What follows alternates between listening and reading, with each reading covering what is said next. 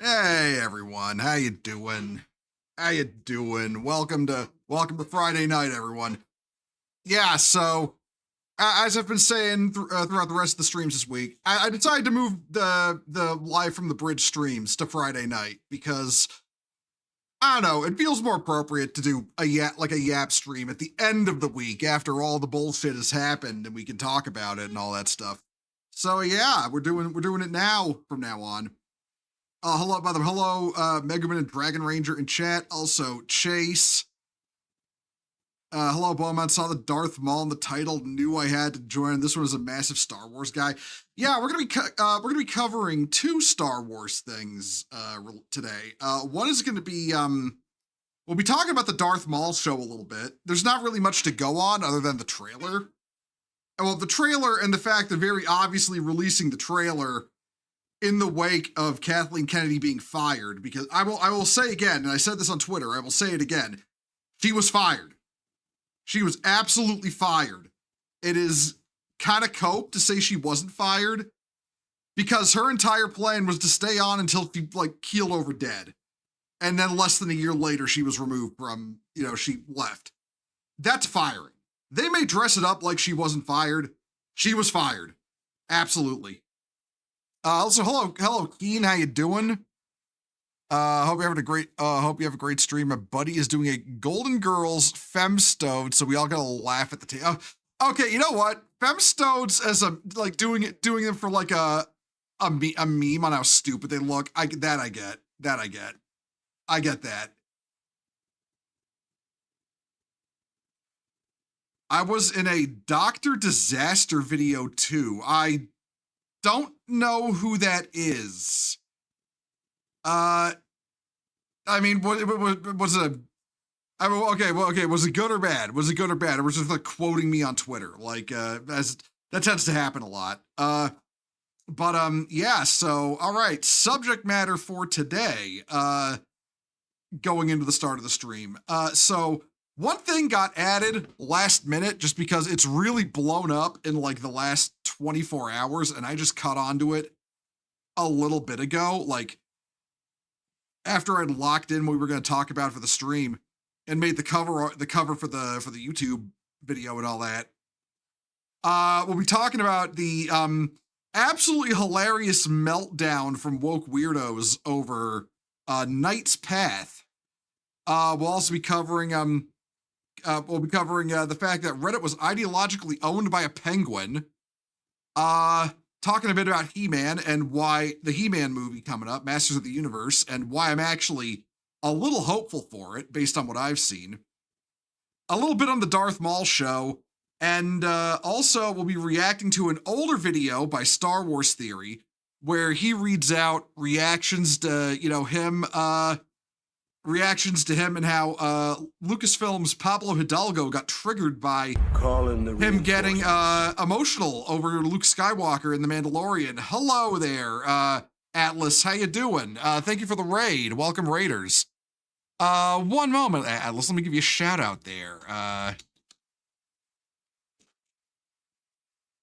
There we go. And there we go, everyone. Go give Atlas a follow. But yeah, thank you for the raid. Hey, nice to see you. Yeah, if you need to raid and run, that's cool. Go get something to drink, something to eat, whatever after your stream.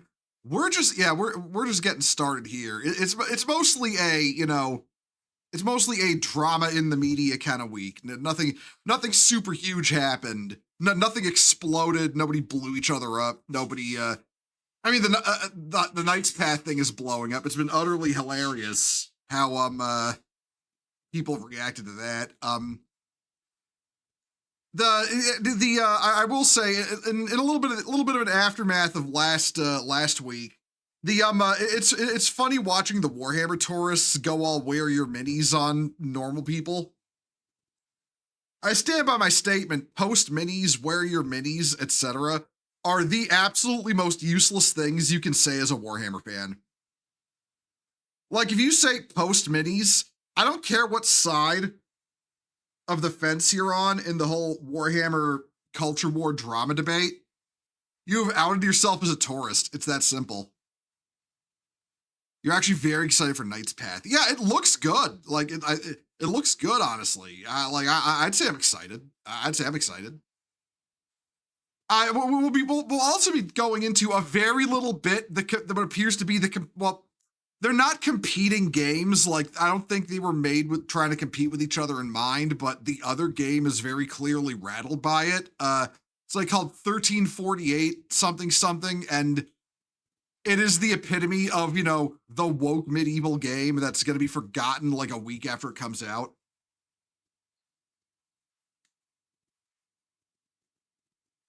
You were grinding Forbidden Lanes of Eureka, almost done with Pyros, the third zone. Oh, good job. Fuck. I may need to get back into Final Fantasy XIV at some point after the next expansion comes out. Though I may just, on principle, I don't want to, but with how poorly fucking Dawn Trail was received, I might just, if the option is available, I might just level skip through Dawn Trail. I do not, in fact, wish to speak to Wooklamot. I mean, yeah.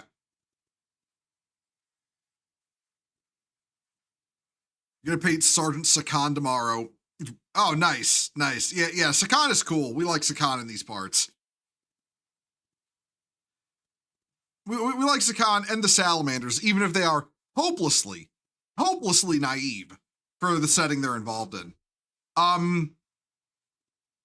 But yeah, I'm just real quick by the way, and this is related to the weather. If you are in the path of that storm, it's looking like my neck of the woods isn't gonna. Yeah, okay, I've got. Okay, just let's check the weather real quick. I'm looking at my phone. We have 2 winter storm warnings in my area, no less. We got a. I love how. I use AccuWeather on my phone, and I love when I'm going to look at a disaster and it hits me with a fucking ad. Like, oh hey, there's an F5 tornado in your vicinity. Better show you an ad while you're trying to click on the weather warnings to see if you're safe or not. Let's see. Very cold. Wind chill as low as 12 below in my area. And let's see what else.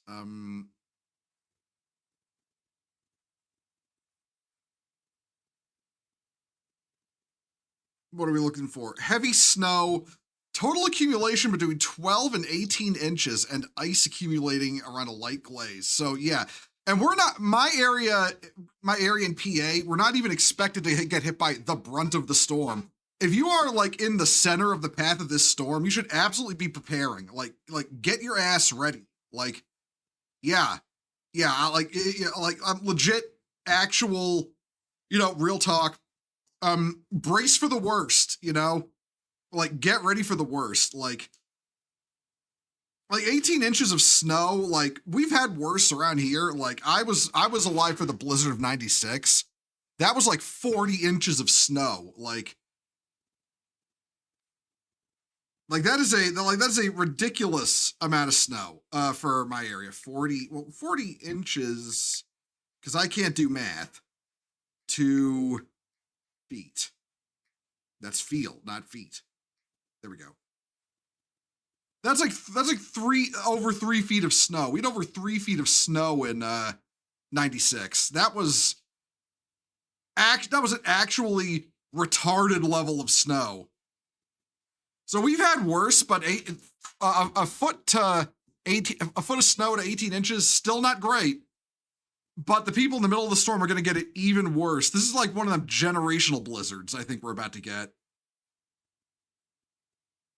Fond memories of the April Fool's Day blizzard of the 90s. Yeah, was that 96? Was that the blizzard 96? God, it's been so long. I legitimately don't remember what day in 96. When was the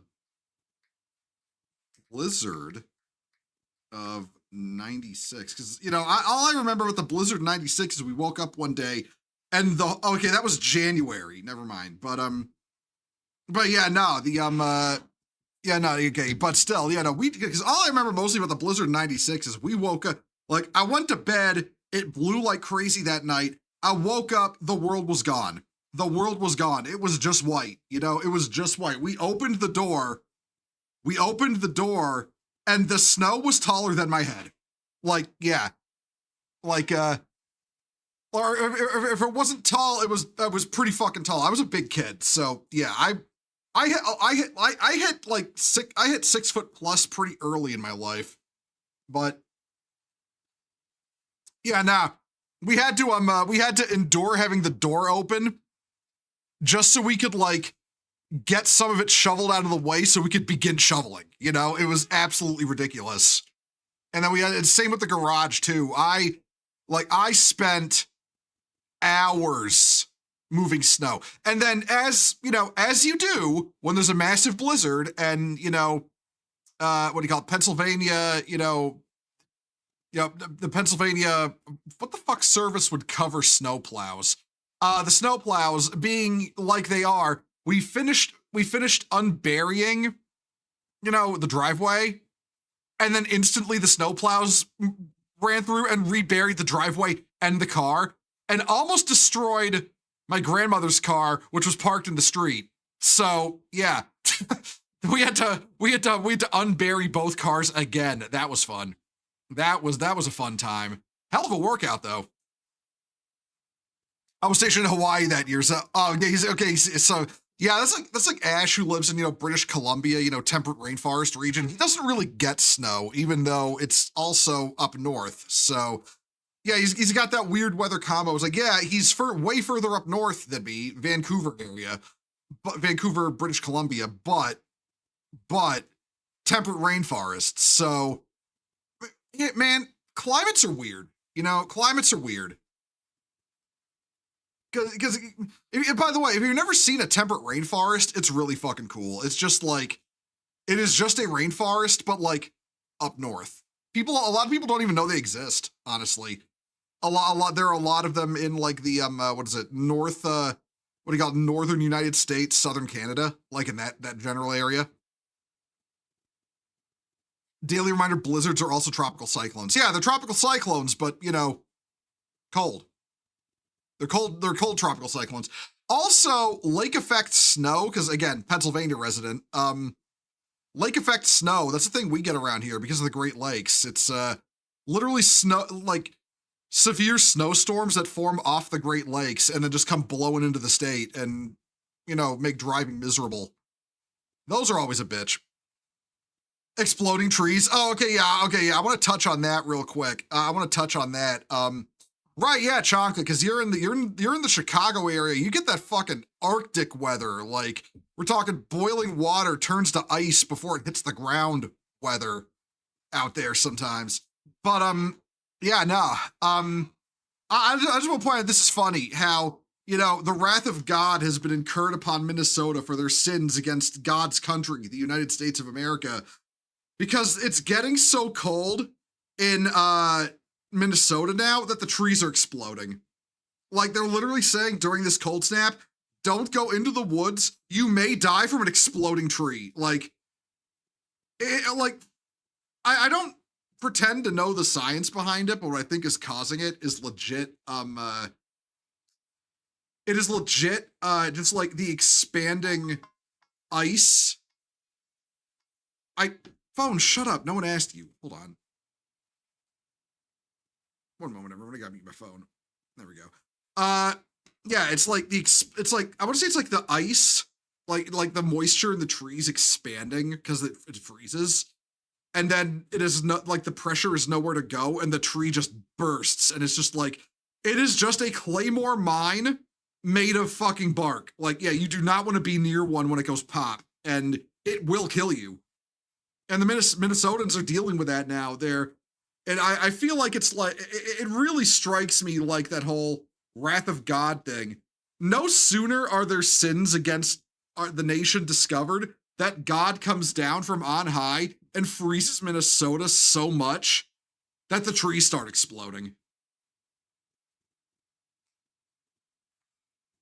Megaman legit randomly blowing up trees in Minnesota. No. It couldn't be Megaman. She doesn't know ice spells. She only knows like explosion, and that's it. This is like explosion via, explosion via thermodynamics at cold temperatures and moisture, not, fireball.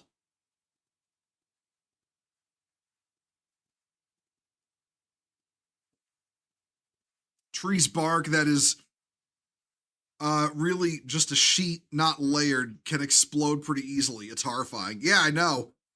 Like that, honestly, that reminds me of the fact that Australia have been shit posting, a bunch of shit posting cunts for even longer than you might think, considering they sold eucalyptus trees to California, which in hot weather have a bad habit of exploding and catching fire. I mean, yeah, believe me, the residents of Los Angeles would know. But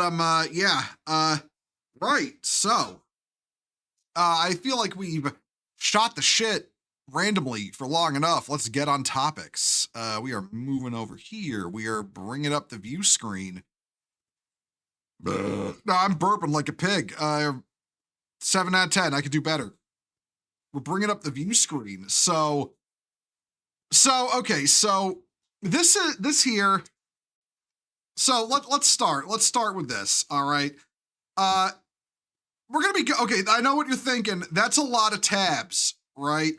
We're going to be going through most of these pretty quick, just reading them off. A lot of them are really bad takes about this game, Knight's Path. It is a it's like a kind of like a knights and swords medieval combat RPG with some light fantasy elements. There's like dragons you fight and stuff. It feels like it's very much going for let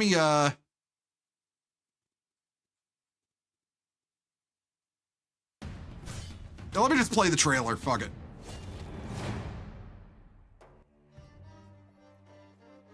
But yeah, it's like, what do you call it? But no, it's like, it's very like grounded kind of historical fantasy kind of. It's like swords and armor. And swords, armor, doesn't look like there's going to be a magic system, but yeah, it's like it's like melee combat. Oh yeah, there's some fantasy elements. There's dragons and giant snails, but it really feels like they're rooting it in the old medieval art, which had dragons and giant snails and shit like that. They're rooting it in that. Yeah, like see Durgans. They got Durgans.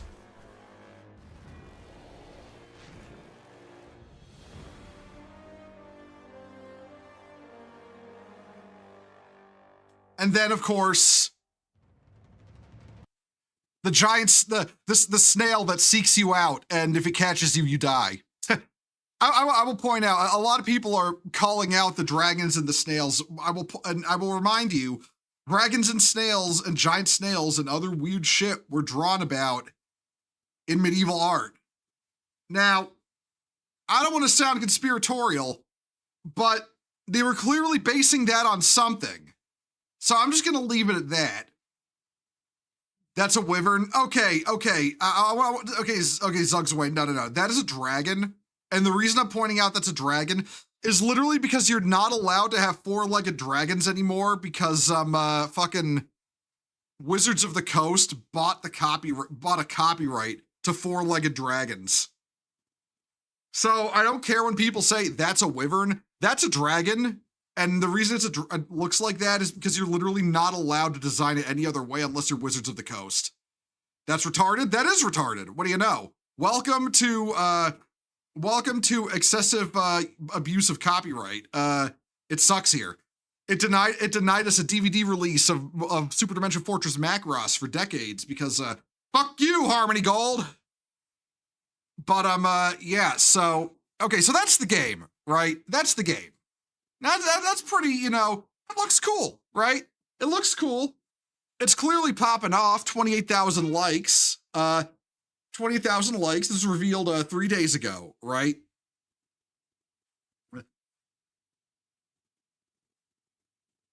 Nothing like Marginalia of men holding horns to their asses and cats riding snails. Yeah, exactly. Listen, I'm fully on board with the idea of the kind of fantasy story where it is just the shit they put in medieval murals. Like, I'm okay with that. I'm more than okay. Medieval Christian inspiration, most likely. Yeah, exactly. But, okay. So, apparently, a lot of people are not happy with this game. So let's start off with the first thing. So they asked, they polled, the Knight's Path devs, well, their Twitter account, which, you know, it's run by them, polled what kind of, you know, female characters they wanted to see in their game. And what they polled, you know, 14% got 10 out of 10 bombshell, 52% got naturally beautiful, 29% got average realistic, and 3% got the uglier the better. And I mean, obviously, this is like, I think this is, you know, isn't a terribly unreasonable outcome. You know, it's trying to be a realistic kind of game, realistic combat, realistic armor, realistic portrayal of, you know, medieval feudal society, you know, with those small caveats of, like, you know, dragons, giant snails, you know, like I said, the things depicted in the art of the time. It's very clearly going for that, you know, what if the shit in the art was real kind of question, right? Like, that's their, it's something I like to call it the fantastic allowance. A lot of stories, even, like, you know, sci-fi stories will do it. Like, you know, like Minovsky particles and new types and Gundam are a good example. Element Zero in Mass Effect, the Force in Star Wars.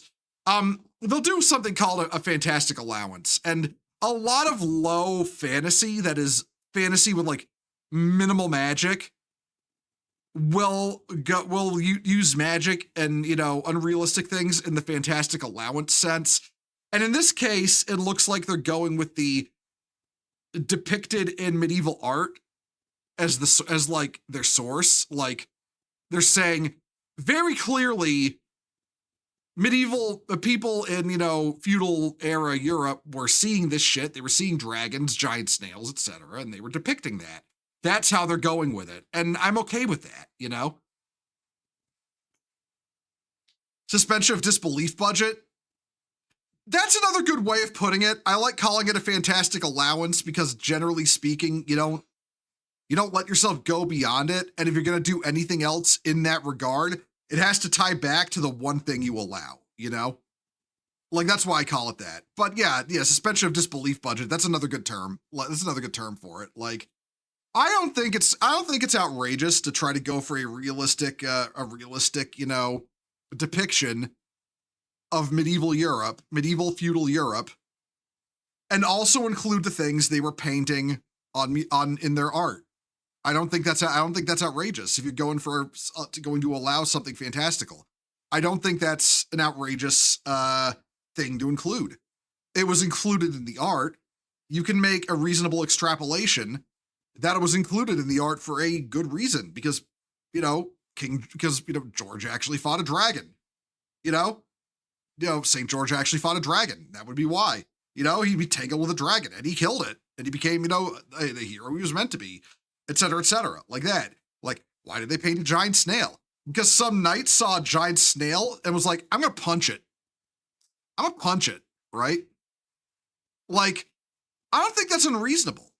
But, okay, so now that said, a lot of people took issue with a lot of this. So, you know, the naturally beautiful won the poll, and they posted this character. Amelie. She's like gonna be one of the characters in the story, and she's just a good looking girl. I mean, I don't gotta be straight to recognize that, right? It's a good looking girl, you know? Solid 9 out of 10, you know? Solid 9 out of 10. And that's just going by, like, you know, above the neck. You know, could be more below the neck that could pump her up to a 10, but still, you know, she's good looking, right? So what, right? I mean, listen, I'm gonna put this out there. the whole people who adhere to the Dung Ages depiction of Dark Ages and feudal Europe really don't know what the fuck they're talking about. You know, if you know what I mean by the Dung Ages, where it's like everyone was ugly and covered in dirt and, you know, had like the standard of living was like barely above caveman levels, that shit, you know? You know, it was literally just like what is it? Like what like the classic line from Monty Python, The Holy Grail, you know, I must be a king. How can you tell? He got shit all over him, you know? That like that was not what the Dark Ages were like. It wasn't. And it's been like, I mean, for all intents and purposes, the Dark Ages didn't really exist, you know, and I know the one popular interpretation was to say, well, that's because the Muslims were keeping the light of civilization alive. So were the Christians. In fact, they did a better job about it. But that's a discussion for another time. But yeah, no, the whole Dung Ages, everyone covered in shit, gross, ugly looking, didn't bathe, a complete fallacy. So yeah, good looking girl, not unrealistic. That was when the weirdos started speaking up. Like, let's start reading some tweets, okay? Let's start reading some tweets. Okay, so one thing that's important to realize, the devs in response to the you know, to posting this character, Amelia, somebody asked, hope you have some LGBTQ representation in your game, to which the Knight's Path Twitter account said, we care about gaming and fun, not modern agendas. You know what? Based. They got my wish list for that. And that was when the weirdos jumped on it, okay? Don't care about modern agendas when it comes to the existence of queer people, which have been documented to exist for hundreds of years. Meanwhile, your love interest from your medieval game strictly adheres to modern beauty standards and not medieval ones, lol. Yeah, like clearly this. Okay. I'm saying this out loud so YouTube and Twitch realize this is what this person calls themselves: gay D loser. That is their literal Twitter handle. I'm not making that up. So, you know, yeah. That's what gay D loser appears to think, that, oh, she doesn't look like a grotesque, overweight, misshapen creature covered in dung and shit and, you know, human feces. So obviously she's not realistic. And I'll also try to cite, gay people existed. And it's like, yeah, and guess what? Guess why they weren't prominent? Okay. I am culture in the Dark Age culture, and I will point this out, this was true everywhere, was not kind to LGBT people, okay? That's just how it was. And I'm sorry, but if you're going to depict any kind of realistic setting with this kind of culture, you would not have a single gay character. Because no one who is gay would out themselves. No, none of them would risk it. Okay? That's just how it is. All right? That's just how it is. So, them not depicting it is not trying to imply they didn't exist. And real talk, the LGBT community has this weird obsession with the idea that depicting cultures as they realistically existed in the era is somehow saying gay people didn't exist. It's like, oh no, we know gay people existed. They just never out themselves for a good reason. There's nothing wrong with depicting history, how it was. That, like, to imply it is, you know, fallacy. It's that simple. The lack of LGBT people is their threshold. Yeah, no, I mean, it is with everything, right?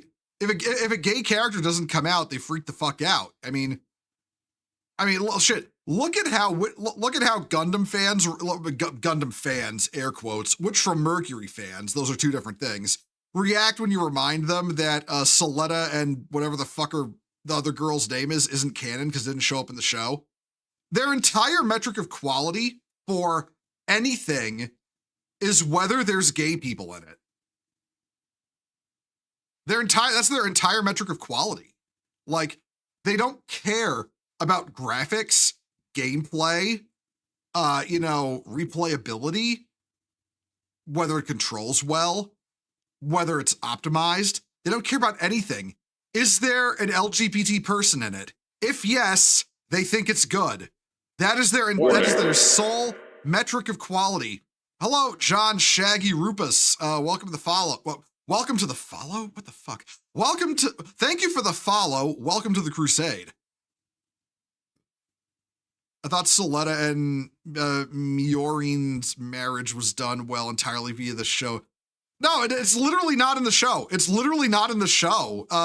They had to the only reason people think they got married is because a writer after the show, like a year after the show came out, when it came out on like Blu-ray, a writer said they got married. But here's the thing: if it wasn't depicted in the show, it's not canon. That's how writing works.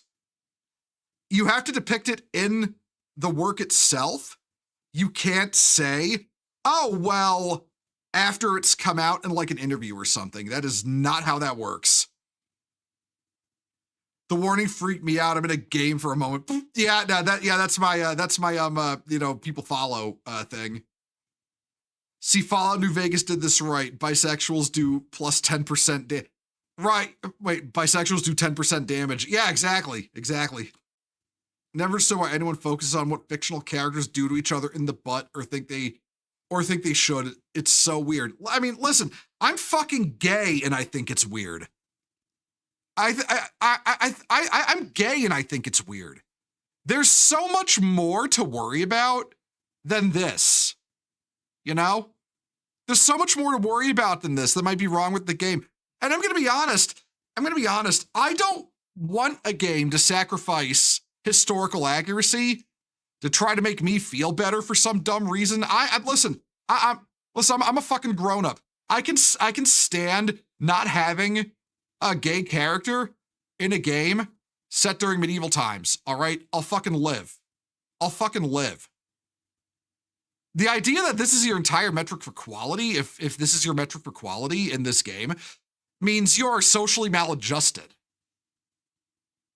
They're both wearing rings, weren't they? They were wearing. Okay. We're not talking about Gundam. I'm just going to get this out of the way. I'm going to get this out of the way because you brought it up. So, and they were wearing the rings because they had been forced into that arranged betrothment, and basically they held onto the rings as a sign of friendship. But it's never confirmed in the show that they married or were even ever like in love with each other to begin with.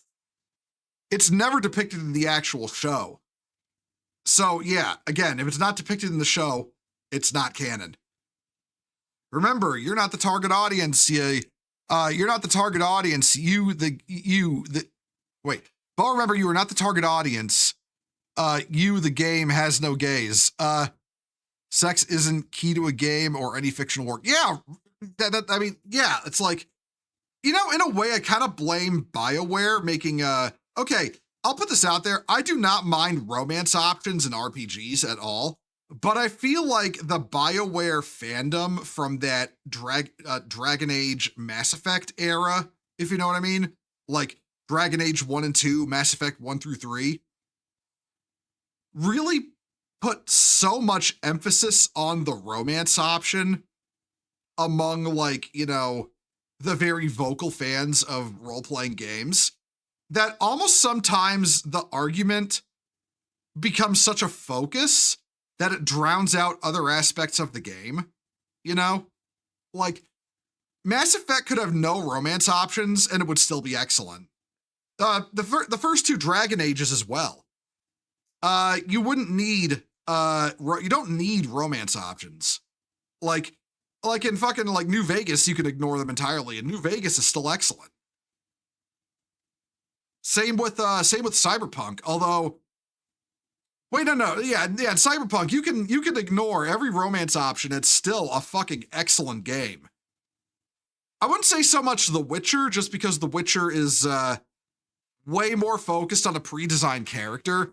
Granted, I also think Cyberpunk 2077, I still think in Cyberpunk 2077, Male V is the actual, intended character. Like, stock Male V is still the intended male character, the intended canon character. And I still think Judy was meant to be a love interest, and then they just, scythed her off into a lesbian option later on. That reminds me, I should mod in the option to make her romanceable for Male V. But, I'll see if I can slot that mod into my playthrough, like midway. I don't know if I'll be able to. I'm not going to romance Judy, but I don't know. It feels like it's restoring something that was cut from the game. But, okay, I'm tangenting. Right. So, right. Weirdos. There were a lot of these responses, okay? Like, let's read some more. Thinks LGBT plus aren't realistic in a medieval game that but includes dragons and snails the size of dogs. Like, okay, yeah, this cuts back to the fact that culturally it is meant to be,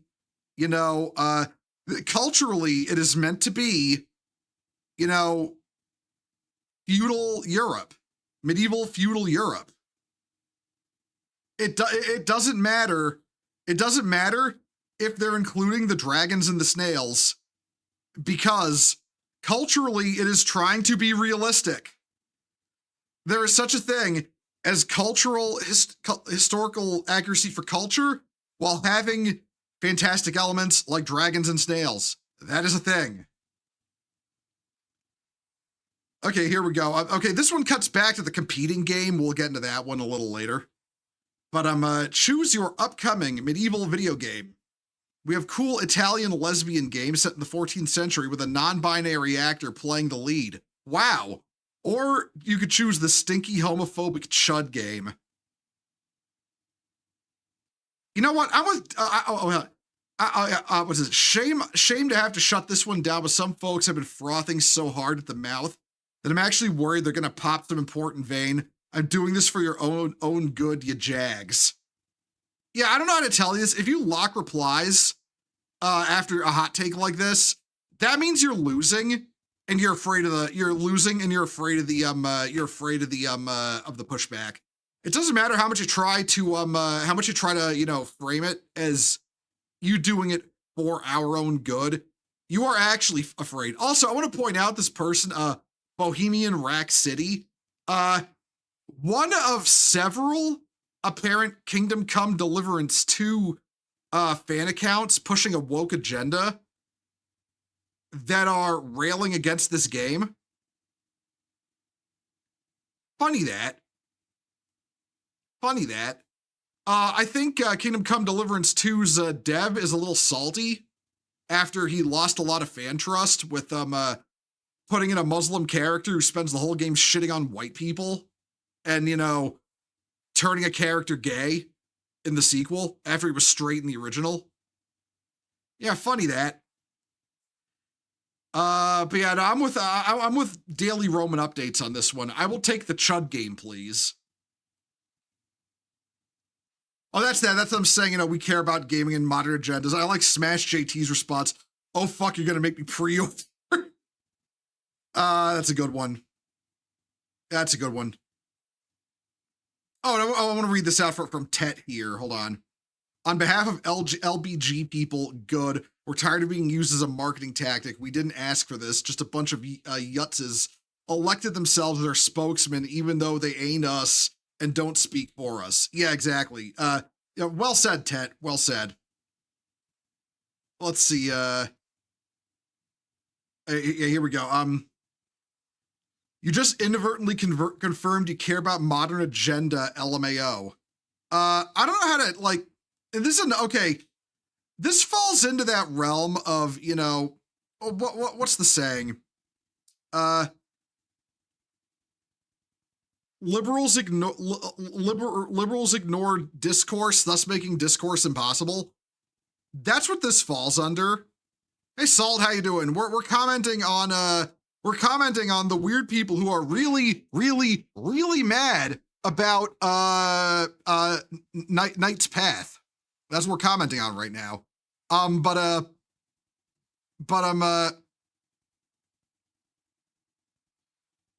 Stormfall is also forcing a Kafka trap. Yeah, no, it's like okay, like legit.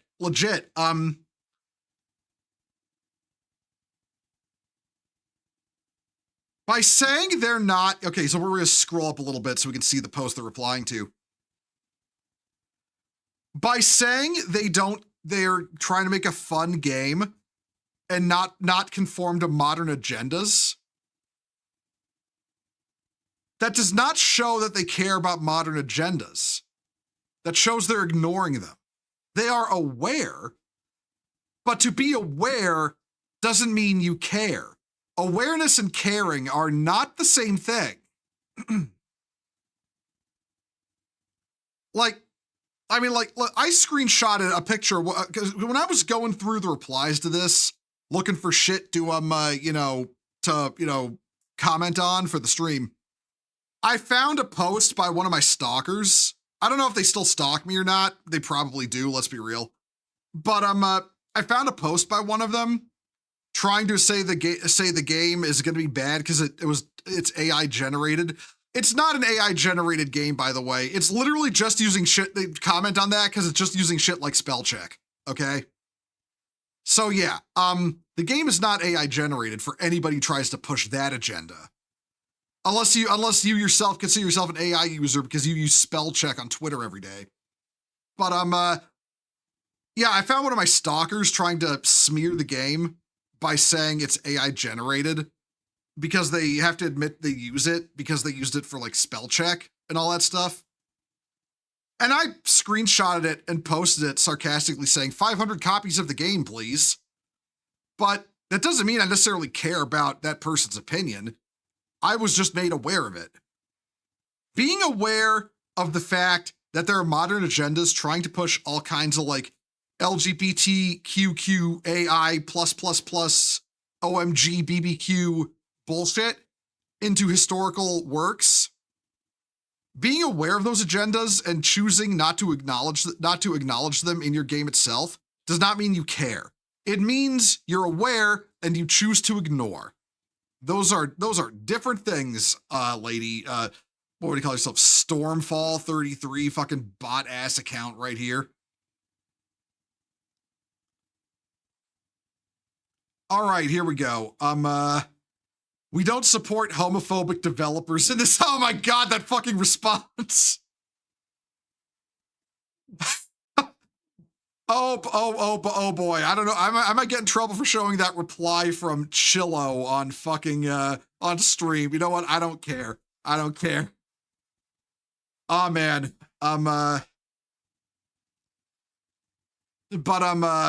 Yeah, no, it's like, I'm going to say this again to Little Miss Perfect, Hades 2 brain rot, person right now.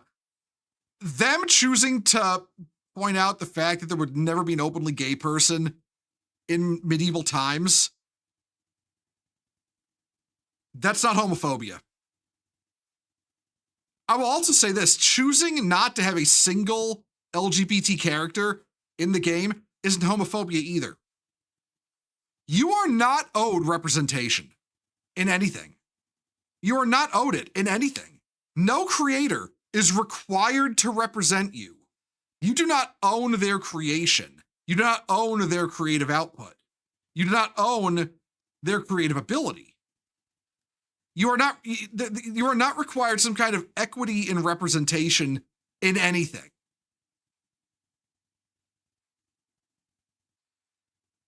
Oh, hello, Calendan11. I support good developers no matter what their phobias are, as long as they do not push their phobia in the game, but if they did, that makes them a less than good developer. I mean, okay. I mean, sure, but like at the same time, it's a simple fact that we're at a point now where we've confused, oh, I don't want to write this into my story as phobias and ists and isms when that's not how that works. If I wrote a story, like I said before, and I hate to have to keep bringing this up, I'm gay. If I wrote a story with no gay people in it, would I be homophobic? I mean, very clearly, I'm not. Very clearly not. I mean, I don't hate my boyfriend. I don't hate Asherin. Very obviously. So would I be homophobic for not including a gay character? Or would I be racist for not including a black character in a story where it wouldn't fit? I mean, okay, here's one for you. I'm working on something right now. I'm working on a writing project. The good guy, the good guy faction, or at least insofar as you can have, okay, the point of view faction is a better way to put it. It's more of a realistic kind of war story, but the point of view faction is an entirely white European faction. The antagonistic faction are entirely Arab. Do I hate Arabic people? Of course I fucking don't. But that's the world it takes place in. That's the world the story takes place in. Trying to assign some kind of like, bullshit, ists, isms, and phobias to entirely fictional story choices is the height of retardation.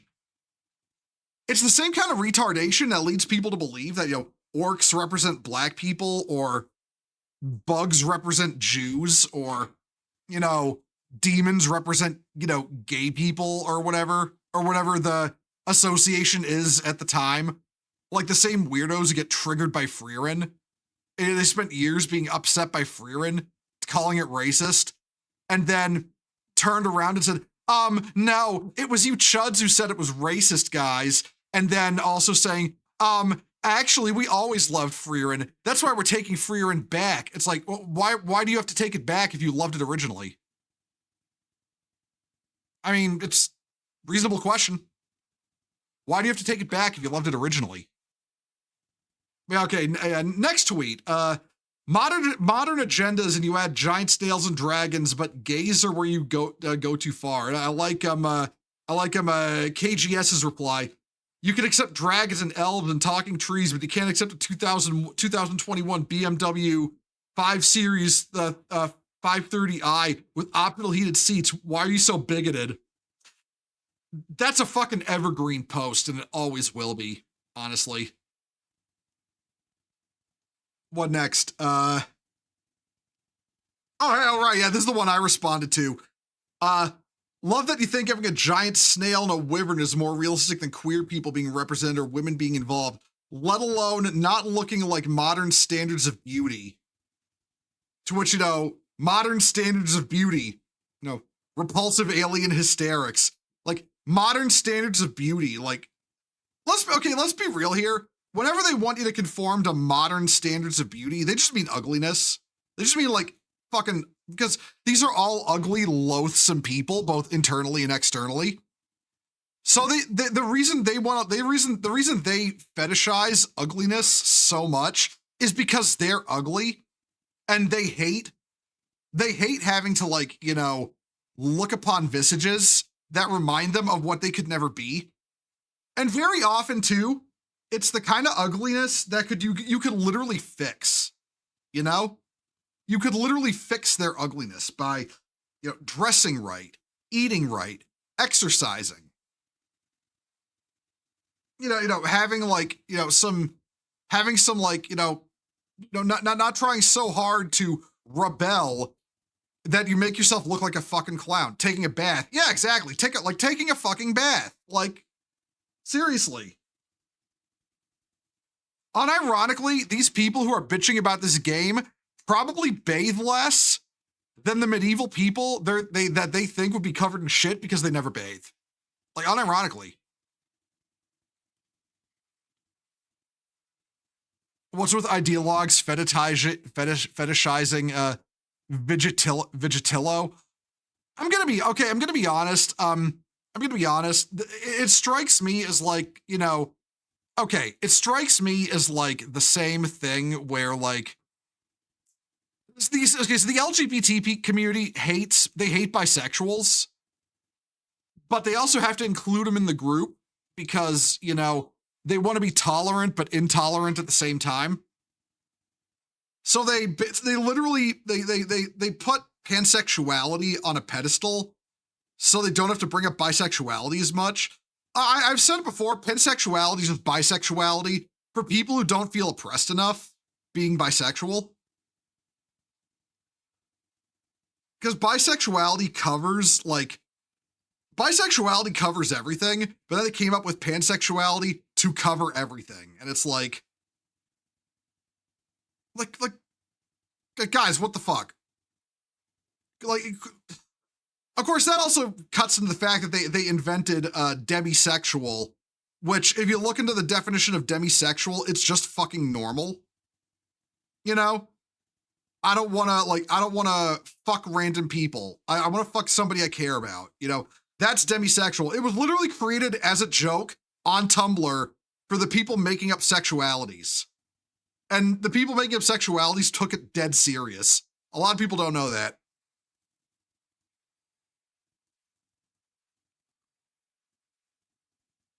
They took BDSM fetishes and turned them into sexualities. Yeah, exactly. Listen, as somebody who falls into that category, we do not need a bare pride flag, okay? We don't need a bare pride flag. Bare is not a sexuality, it's a body type, for fuck's sake.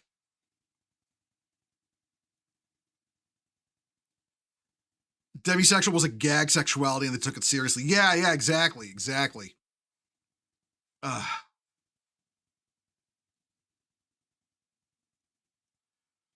Okay, this one really strikes me as they're saying something okay, this one's a hilariously low-key racist kind of one from this person, and I don't think they realize what they're saying. Good job alienating the audience who actually buys games outside of COD and Madden.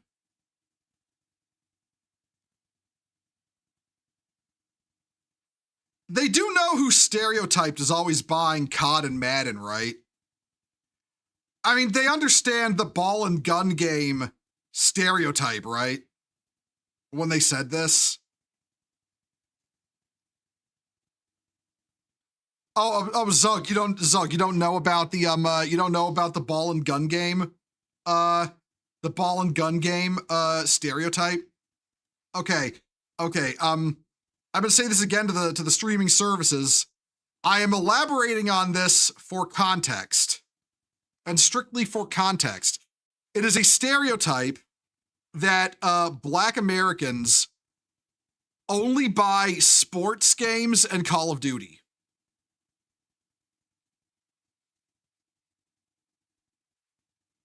So yeah, that's that. But Lucky Seven here in the console dude bros only play shooters and sports. Yeah.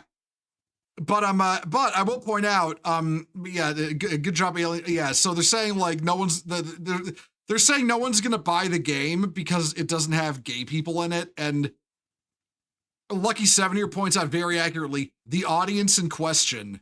Let's zoom in. Zoom in as much as we can. It's fucky because it's a oh fuck it, close enough. Monster Hunter Wilds, 10 million sold. Let's see, Monster Hunter Wilds, fucking what do you call it? 10 million sold. The First Descendant, 264,000 players at launch, and more on consoles. Fucking Stellar Blade, sold so well its devs got a huge bonus. Marvel Rivals, Google search has increased by over 3,000%. Nikkei made $1 billion in 2 years. Mecha Break. Mecha Break fell off, unfortunately, but demo with 317,000 all-time peak players on Steam. And you want to know something? I'm going to bring this up about Mecha Break real quick, because this is a real shame, but it's also kind of heartening to me. It's the fact that it's very clear if you use Mecha Break as an example the we want hot women in games people have more integrity than the people who want, you know, ugly women and gay characters and shit in their games. And you want to know why? You want to know why? Because yeah, they want hot women in their games. If the game isn't good, they won't, like, you know, draw a line in the sand and support it anyway. That means they have integrity. The people who want hot women in games have integrity. They won't just support it because there's hot women in there, which is how you're supposed to do it. But regardless, there should be hot women in video games because fictional heroes should be aspirational. They should be physically beautiful. Ugliness is reserved for villains, for evil characters, because the ugliness is supposed to reflect the ugliness of the soul. Just as the beauty is supposed to reflect the beauty of the soul. And yeah, Mecha Break popped off on its second demo, its second beta test, but then when it came out, it was full of predatory microtransactions and a lot of balancing issues, and people didn't play it. And that's how it's supposed to be. You can't use the hot women as an excuse that the game is bad or good, but they should still be hot. But to me, it shows the people who want the hot women in video games are people with integrity. They're people with principles, actual principles, because they won't just support it. But you know, and then, you know, there's more examples. I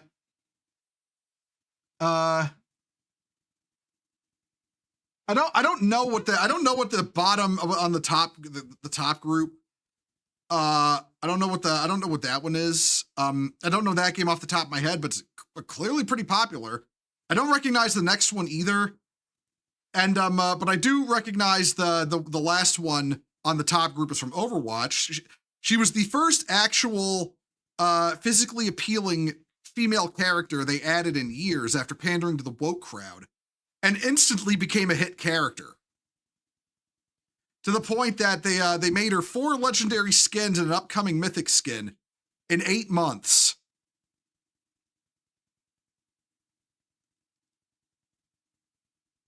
Related to bring it up, what about the people who were poo-pooing sexy women last year? Oh, what do you mean, like Melanie Mack and Razorfist and all them? They're a bunch of fake Christian grifters. That's all they are. There's not really much to say there. I mean, and then the bottom group images. I mean, look, we all know what these games are. Fucking just Kill the Justice League, Suicide Squad, Kill the Justice League, Dragon Age, Veilguard, Star Wars Outlaws. I don't recognize this middle left one. We all know Concord, literally the biggest failure in history, biggest video game failure in history now. Oh shit, what was that? Squeenix RPG with it was the isekai with the black girl in it, and she was fucking obnoxious. You know, I closed an entire dev studio with my mind. That one. Forspoken, that one. The bottom left is that one with the Indian lady as the main character. I don't remember the title. It's that irrelevant. Fucking that new Naughty Dog game. No one remembers the title of it, but it looks ugly as shit and not good. And then, of course, the non-binary gender creature from Overwatch that has 1 legendary skin and has basically been forgotten about because nobody fucking likes him. So yeah, good point made. Y'all are really gonna appeal to the people who unironically make this kind of image? Oh my fucking god, bro. I mean, okay, but like, I'm gonna be honest, this image became a meme, but is it really wrong? Is it really wrong? Because I'm gonna be completely honest, that person who played the main character in Ghosts of Yotai is such a fucking creature. Like, look at her. Look at her. Like, it's telling that they got a really good-looking dude to play the main character of Ghosts of Tsushima, but then got this absolute creature who doesn't even identify as a woman anyway, to play a female character in Ghosts of Yotai. And listen, I'm gonna make a kind of a spicy take here. If you identify as gender non-binary, you should not be playing a woman or a man. If you can't even pin your gender down, you should not be portraying one. Maybe that's a hot take, but like it's like when I found out that when they did the dub for Godzilla -1, they got a non-binary person to be the voice of the female lead in the English dub.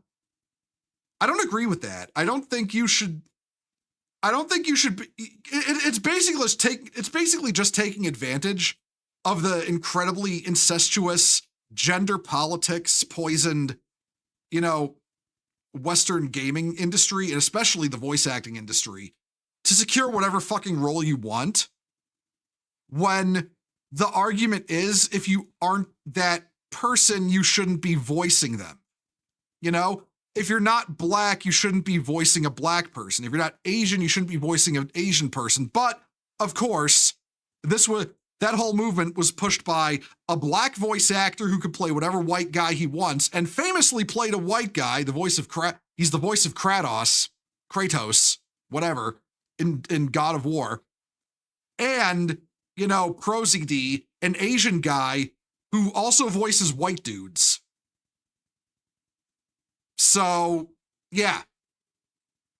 It's like I said, that whole thing is literally just a movement to remove white people and, white people and non-gender special people, but especially white ones, from voice acting. That's all that is.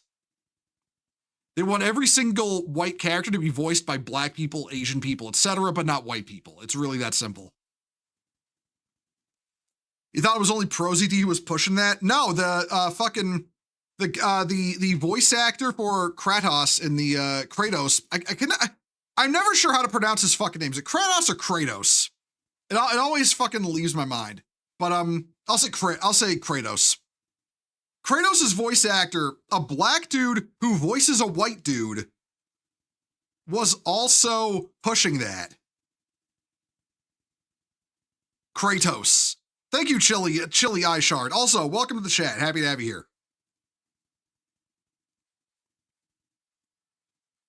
But he was also pushing that, and like I said, black guy playing a white character, white European character, and I don't want to fucking hear it. The Greeks are white. The Greeks may not want to hear it, but they're gonna hear it from me. Okay. Diddy, I don't recall this specifically. It's out there on the internet somewhere. I remember seeing it, but he was pushing that whole movement too, which is incredibly hypocritical of him considering his most famous character. Reminds me of how DBD got a trans voice actor for an unknown eldritch horror killer. Oh, Dead by Daylight, that inhabits a twisted human skin and it caused a huge stink with the woke crowd, lol. I mean, and that's so stupid to me because look, when you go to voice a character, you know what you're going to voice act, okay? So that person went into that whole thing knowing what they're going to voice act. Like you see concept art of what you're going to voice when you go to voice it. So they knew, okay? Because knowing what the character looks like is like 50% of the job when you're voice acting. Because when you're voice acting, the voice has to fit the role, like, appearance-wise. Like, going back to Kratos, imagine how he would sound if, his voice actor didn't give him that deep, growly, always angry all the time kind of voice, And he knew to give him that kind of voice from seeing character art. So, yeah. The idea that it was some kind of deliberate attack on the voice actress is that's ridiculous. The voice actress knew what the character looked like. Yeah, moving on. Everything I knew I learned about this team is so fucking gross. Yeah, it's very stock woke response. Oh, Law, they look like fucking law, like they're fucking decorations. Jesus fucking Christ, you know. Asking about the talking about the Amelie, the female character we saw earlier, calling her a decoration. Like, you know, it's always these people who are calling women decorations and, you know, rewards, and, you know, to use Anita Sarkeesian's language, fighting fuck toys.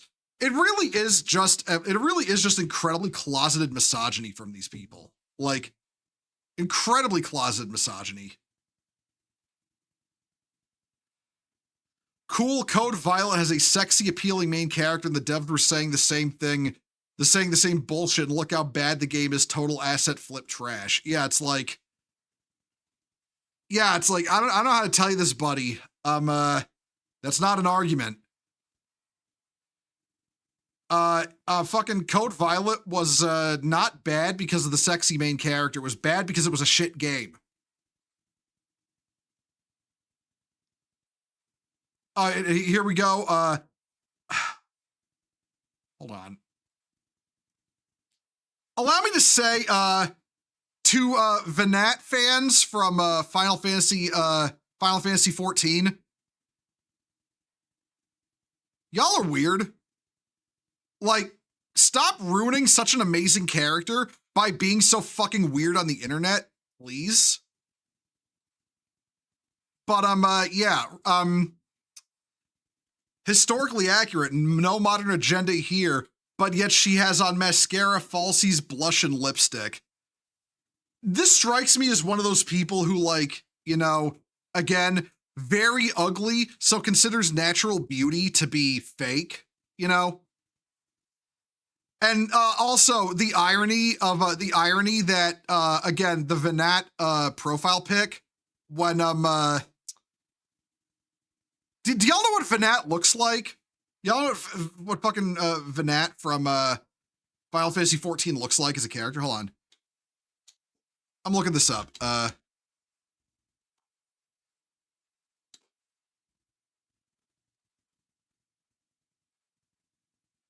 Let's get a good pic. There we go. That's a good picture of her. There we go.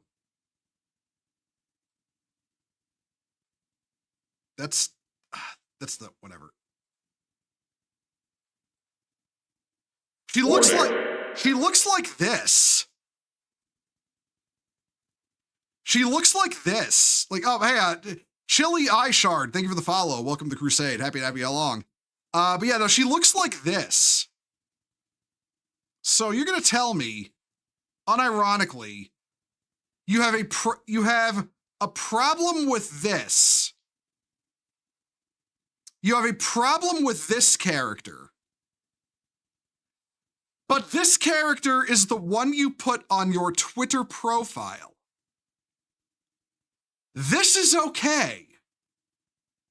But this isn't. Like actual, you know, actual, you know, angelic higher being is perfectly okay, you know, to look like this. But apparently a reasonably attractive European girl is too much for you. That is some incredible hypocrisy by this person. Absolutely incredible hypocrisy. Okay, jiggle physics, yes or no? Yes or no? Yes. This game is not worth any attention. All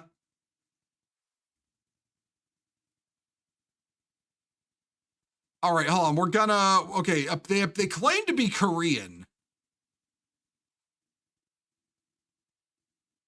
They're from the United States.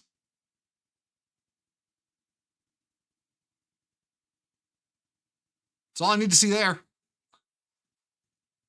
Okay, here we go.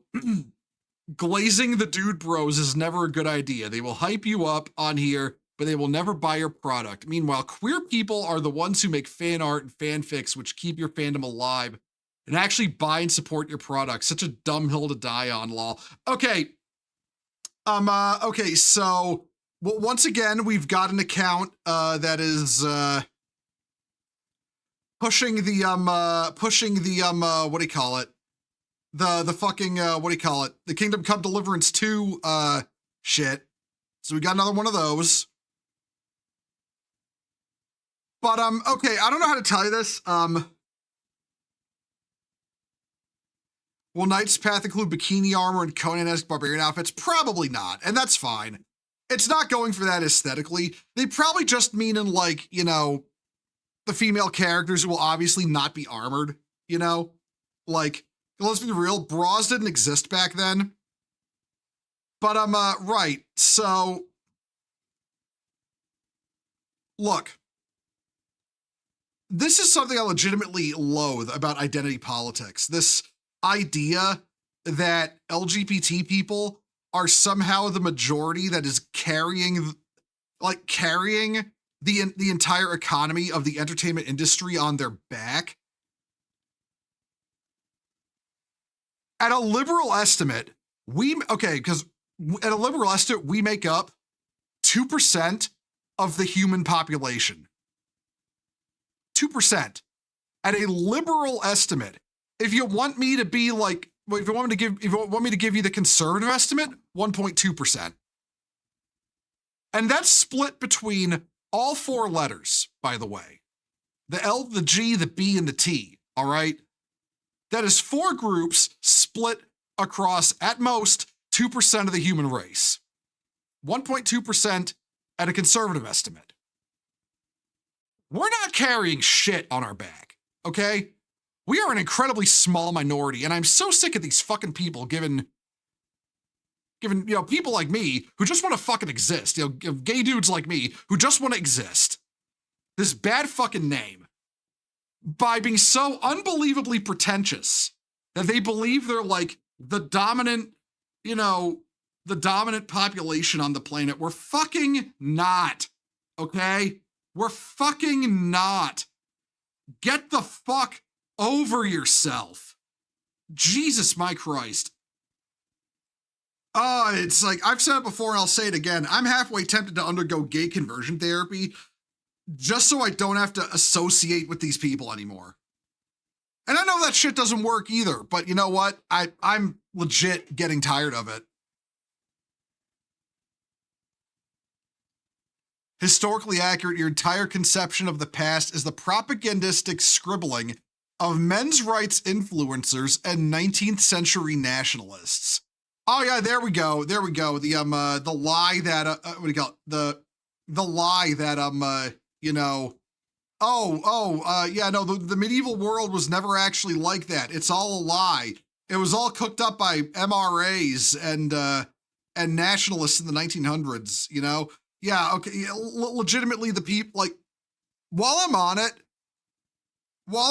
can these people who think like everything that, these presentist motherfuckers who think that, everything before like 2008, the world before 2008 was a lie. Can we like, can we like throw these people in a hole and forget about the hole? I'm so fucking sick of it. I watched, you cannot convince me my grandmother and grandfather did not live, a wonderful life together growing up, being in love with each other, raising a family, being raised by an equally loving family.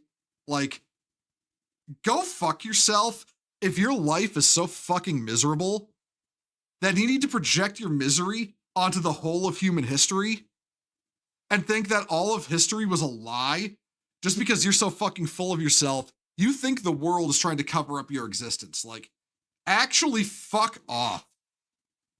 They appear to be a VTuber as well. Let's do a quick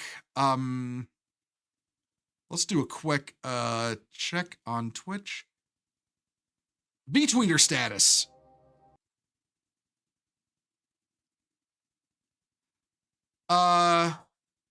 Okay, to their record, they streamed 13 days ago, but still, shut the fuck up. You just barely dodged the VTweeter allegations.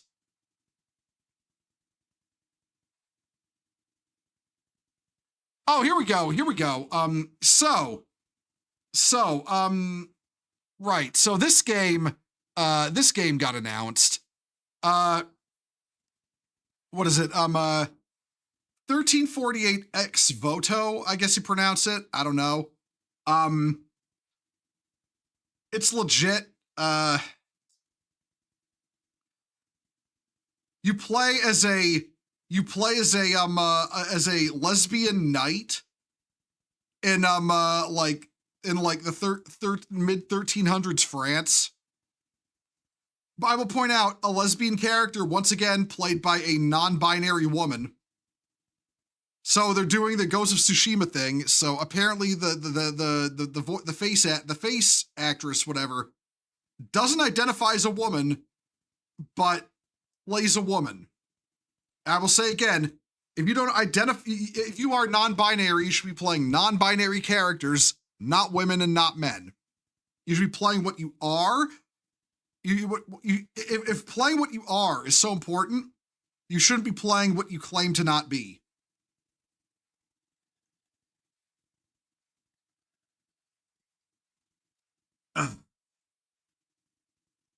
And yeah, so this game, you know, it came out. It got barely any of the attention of Knight's Path, but then apparently the developers have decided to jump into the arena on this discussion and quote tweeted themselves saying, "Don't forget to wish list and note the release date on your modern agenda." So, gay Joan of Arc, yes, but I don't want to call the character that because that would besmirch the good name of Joan of Arc. So, yeah. Remember, everyone, Joan of Arc was not a woke feminist girl boss. She would literally like, walk into brothels with a fucking whip and like, beat the crap out of any of the men in the army she found there and forced them to leave so they wouldn't stain their honor in the eyes of God. She was not some woke feminist girl boss. She also wasn't a warrior either. She was like a standard bearer. She had more relevance as like in like a cheerleader role than as an actual warrior on the battlefield. And this isn't meant to bring down her legacy or her history, but it's meant to maintain historical accuracy. She was not fighting on the front lines. She was not a frontline fighter. She was an inspiration to the soldier. She was a figurehead, yeah. She was a very important figurehead, and I do fully believe God spoke through her. But she was not fighting on the front lines. That is historical fallacy. I feel when you want to honor somebody, you should honor them as who they were and not who they were trumped up to be. But right, so but yeah, clear this game is just hopping on the controversy now to try to get a little more, a little crumb of relevance.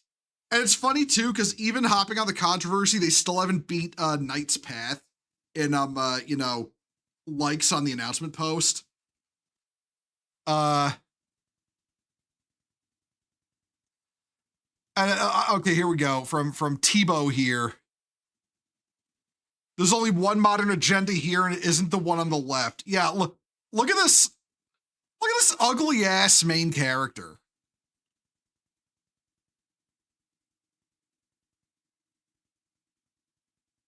Also, I like the person in the immediate replies here trying to imply, oh, there were tons of female knights. They were just pretending to be men. It's like, no, there fucking weren't.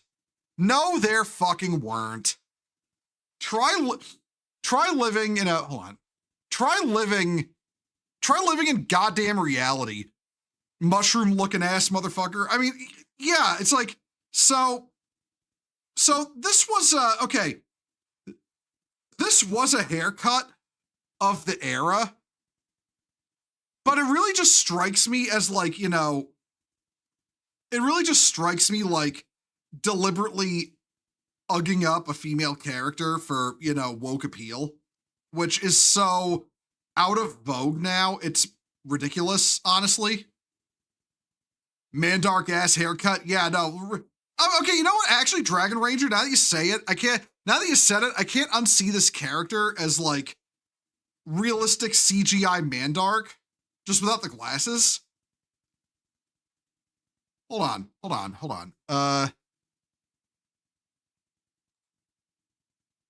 Give me a moment here. I want to look this up.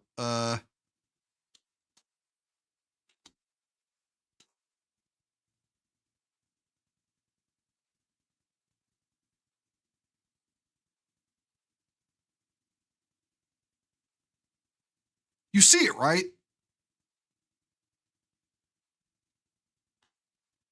You see it, right? Like, you understand my vision, yes? It's just Mandark.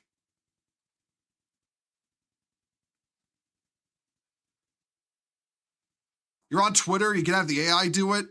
Listen. I'm old school. I prefer to search for my own shit on, like, you know, search engines as God intended. But yeah, no, look, this is just Mandark. This is just Mandark.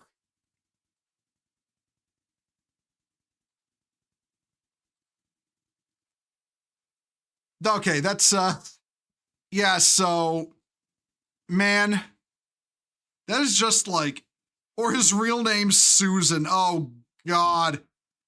Don't make me open that whole can of worms, Aeon, please. Please don't make me open that can of worms on stream. Oh man. Man, what kind of fucking zero system bullshit was Gendy Tartakovsky on when he made that episode where you find out that Mandark's real name is Susan? You know, huffing spores to see the future today, man.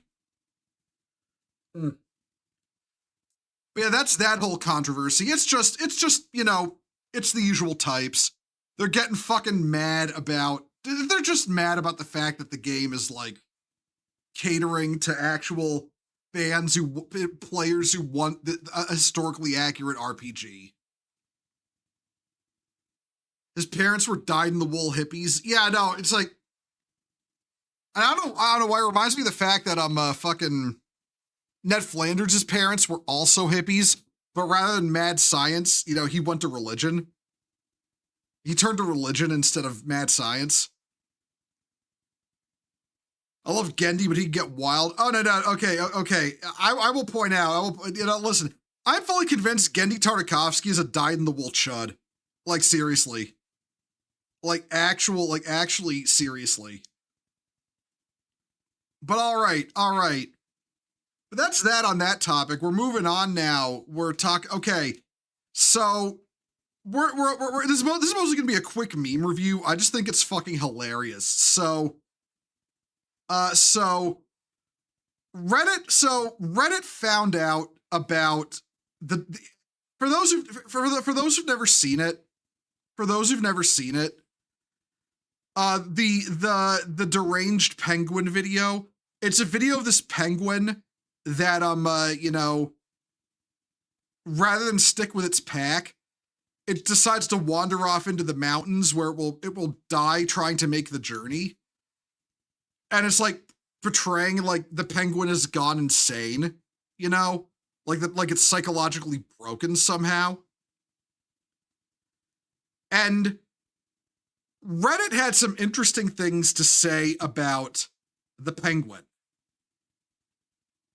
Yeah, we're gonna keep this muted because I don't think I can actually play the audio without you know, YouTube pitching a bitch fit. Yeah, disoriented or deranged penguin wanders off into the Arctic interior. More than 5,000 kilometers ahead, he's heading towards certain death. Okay, here we go. This penguin is a metaphor for modern human consumerist civilization, heading in the wrong direction, and its inevitable demise is the only conclusion. If there are aliens observing us, they might come to the same conclusion about us as we do about the penguin. No, not the one, not this one I'm using, which is posted on Twitter. So no.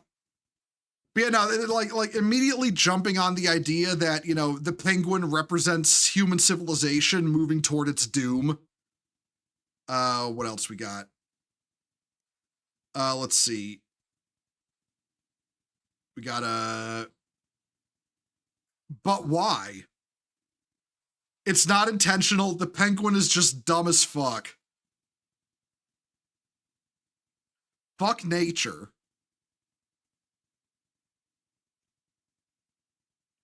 What else? Come on, give me, okay. That's really sad. That one is Norbert. He's an idiot. Oh.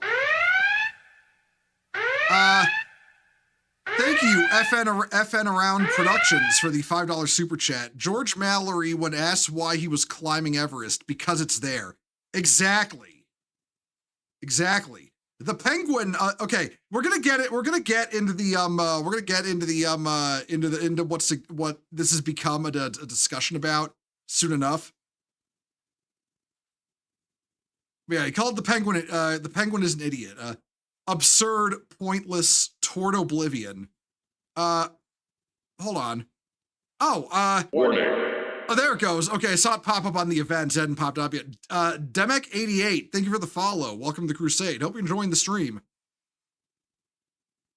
Is the penguin not able to find food and water over the mountain? Is this a joke vid or is it serious? If so, why is the penguin heading towards certain death?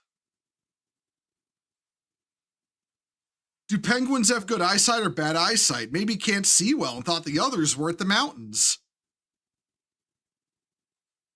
The deranged penguins always make me so deeply sad. Okay. Animals can have mental illness too. Maybe because he's a stupid fucking bird. Cognitive rigidity, low behavioral flexibility. Penguins evolved for stable, repetitive patterns. Walk to sea, hunt, return to colony. They're not generalist problem solvers like corvids or primates. When a penguin's internal go-this-way program misfires, it may lack the behavioral plasticity to self-correct even as conditions worsen. In short, they aren't deciding to walk to their death. They're failing to detect that something is wrong. So, okay, yeah, it's heading toward, you know, they're just like, oh, clearly the penguin is just damaged, guys. The penguin is just damaged. So clearly it's because the penguin is damaged. Looks like the animal kingdom also hates this timeline. Dude has had enough of Trump too, because of course Reddit has to make it about Trump. Well, that is fucking depressing. If it's headed towards certain death, why not capture it and send it to a zoo? It's removed from the colony the same as nature would have done.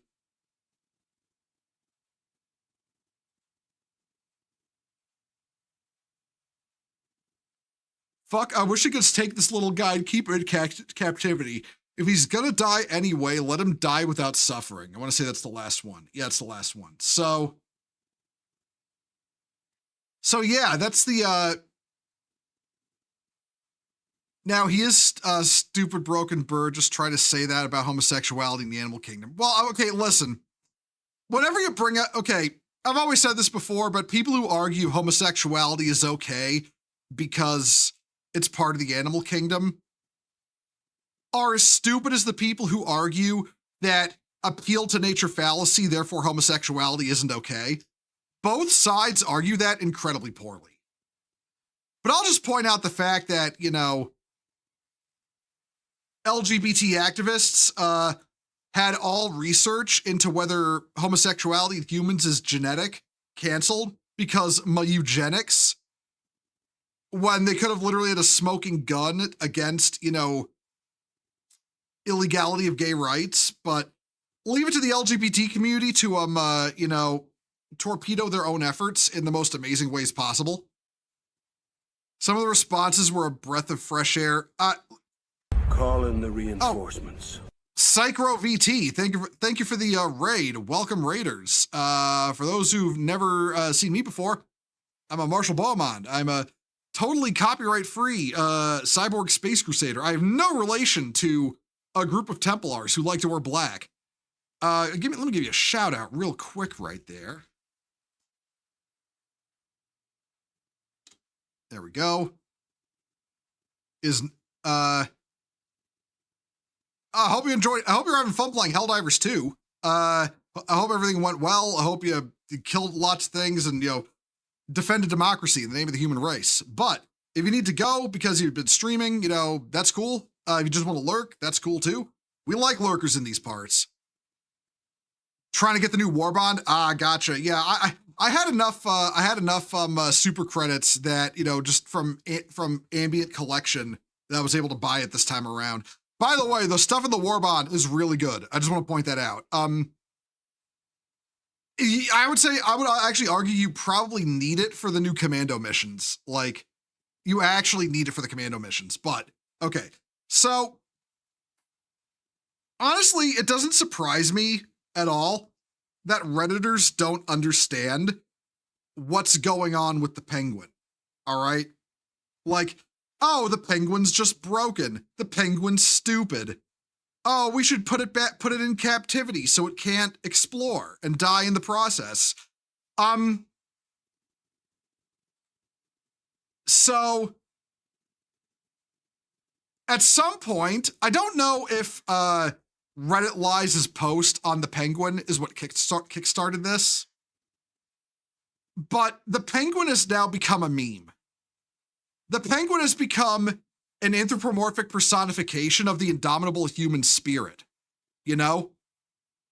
Like Bum to Bum puts it here really well, which is nature is amazing, posting picture of the nihilist penguin who went towards the mountains, and Bum to Bum says the following: "It's not nihilism, it is hope, it is ambition. He is Nietzsche's Uber penguin." Or we got Middle Earth Mixer posting the picture of the penguin, and I can't put the audio on because copyright, but it's Gandalf saying to Frodo, who's saying, "I wish the ring had never come to me, and I wish none of this would have happened." It's Gandalf saying to Frodo, "So do all who see such times, but it is not for them to decide. All they can decide is what to do with the time that is given to them." It's that with the penguin. Or Surf saying, "All penguins die. This one lived." He may not have made it home, but he saw things no other penguin could comprehend. He did things no other penguin could comprehend.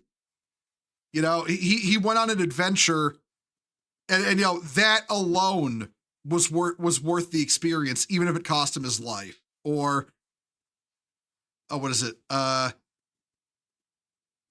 think I found the inciting post. I think I found the inciting post, guys. This has been happening a lot with Homeland Security posting memes, and frankly, look, I'm just gonna put this out there.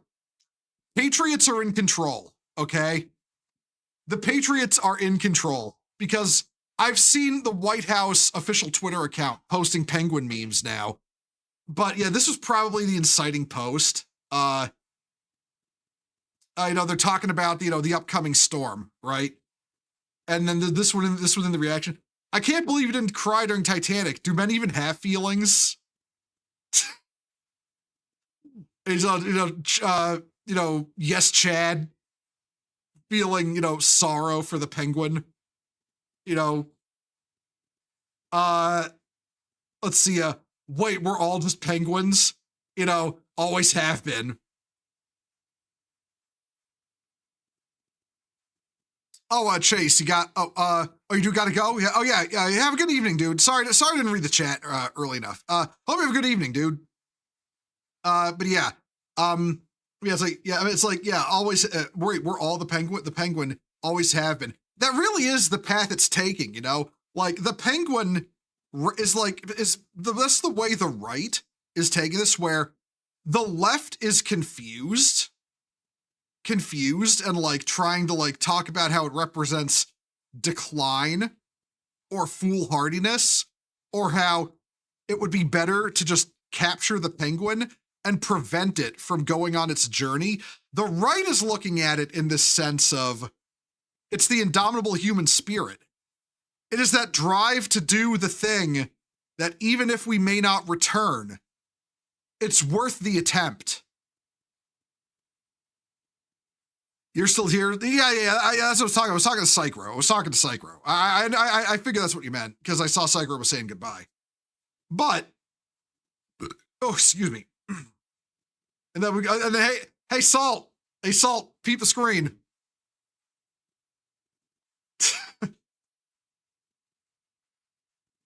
Well, listen, you made an A+ post. You made an A+ post here on this. It's the same picture. It always has been.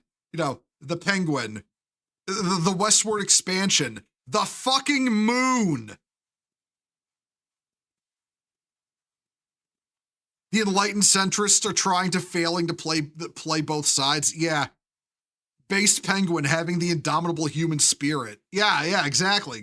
Well, let's look at some more. But why? Asks Reddit. White people, why do y'all climb the mountains? Better yet, what the hell is even at the top of the mountain? So why the fuck do white people climb mountains? What's on top of the mountain? No goddamn thing, so why climb? Why the fuck do white people climb mountains? There's nothing up there.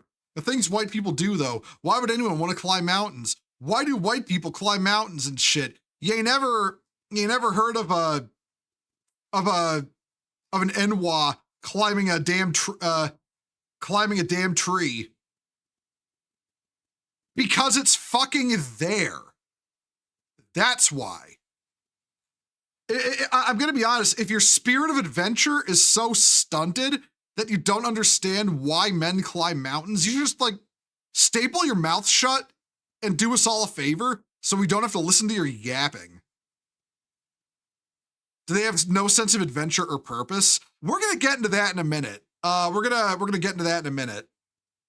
Let's see. I'm a bird, but I can't fly, so I'll climb the highest mountain to touch the sky. Babe, but why? Because I must. Fucking, look, I want to point out, I'm loving, oh wait, oh, here we go. Okay. I'm loving Chad Penguin. Babe, but why? Because I must. Oh, that's great. This is actually a top tier meme right here. This is a top tier meme. I'm bookmarking that and I'm saving it. I'm saving that one later. Oh, and here another one, same guy. I can't believe you didn't cry during Titanic. Do men even have feelings? Until death, all defeat is psychological. Fucking peak A+. Actual top meme smithery. That one penguin that heads towards the mountains instead of the ocean. They called me a madman.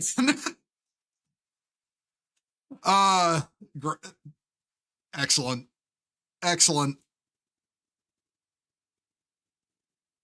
The view. Yeah, exactly. Yo, listen. You get to the top of the tallest peak in the world. Look down on the world. There doesn't have to be treasure or something up on the top of that mountain. The treasure is to come home and say you did it. Because who else can say that? How many people can say that, you know? Well, I'm just chilling, but that one fuck-ass penguin edit keeps reminding me that I'm meant for more than this. There's audio and I probably can't play it, which is so unfortunate because, yeah. Oh, the penguin thing. Yeah, exactly. I got to the top of the mountain. I looked down on all of you. Exactly, Chili. Exactly. You understand. Here we go. Pursue your mountains. One life. It's worth the attempt. You know? Man, look, I'm sorry. I love it when people let the indomitable human spirit flow. You know, just flow out. into the world. Can someone please give me the context? Okay, it looks like it was a Homeland Security post that showed, the penguins from that clip, and it was reminding Americans to stay warm during the upcoming winter storm. That appears to be the inciting incident, and now that was the inciting post. Then Reddit jumped on it, and Reddit being Reddit didn't understand and think like, and like naturally took the most cynical interpretation of the penguin walking toward the mountain as possible. Like, oh, the penguin is trying to get away from Trump. Oh, the penguin represents the degradation of society under materialism and capitalism, moving toward the mountain and its own inevitable death.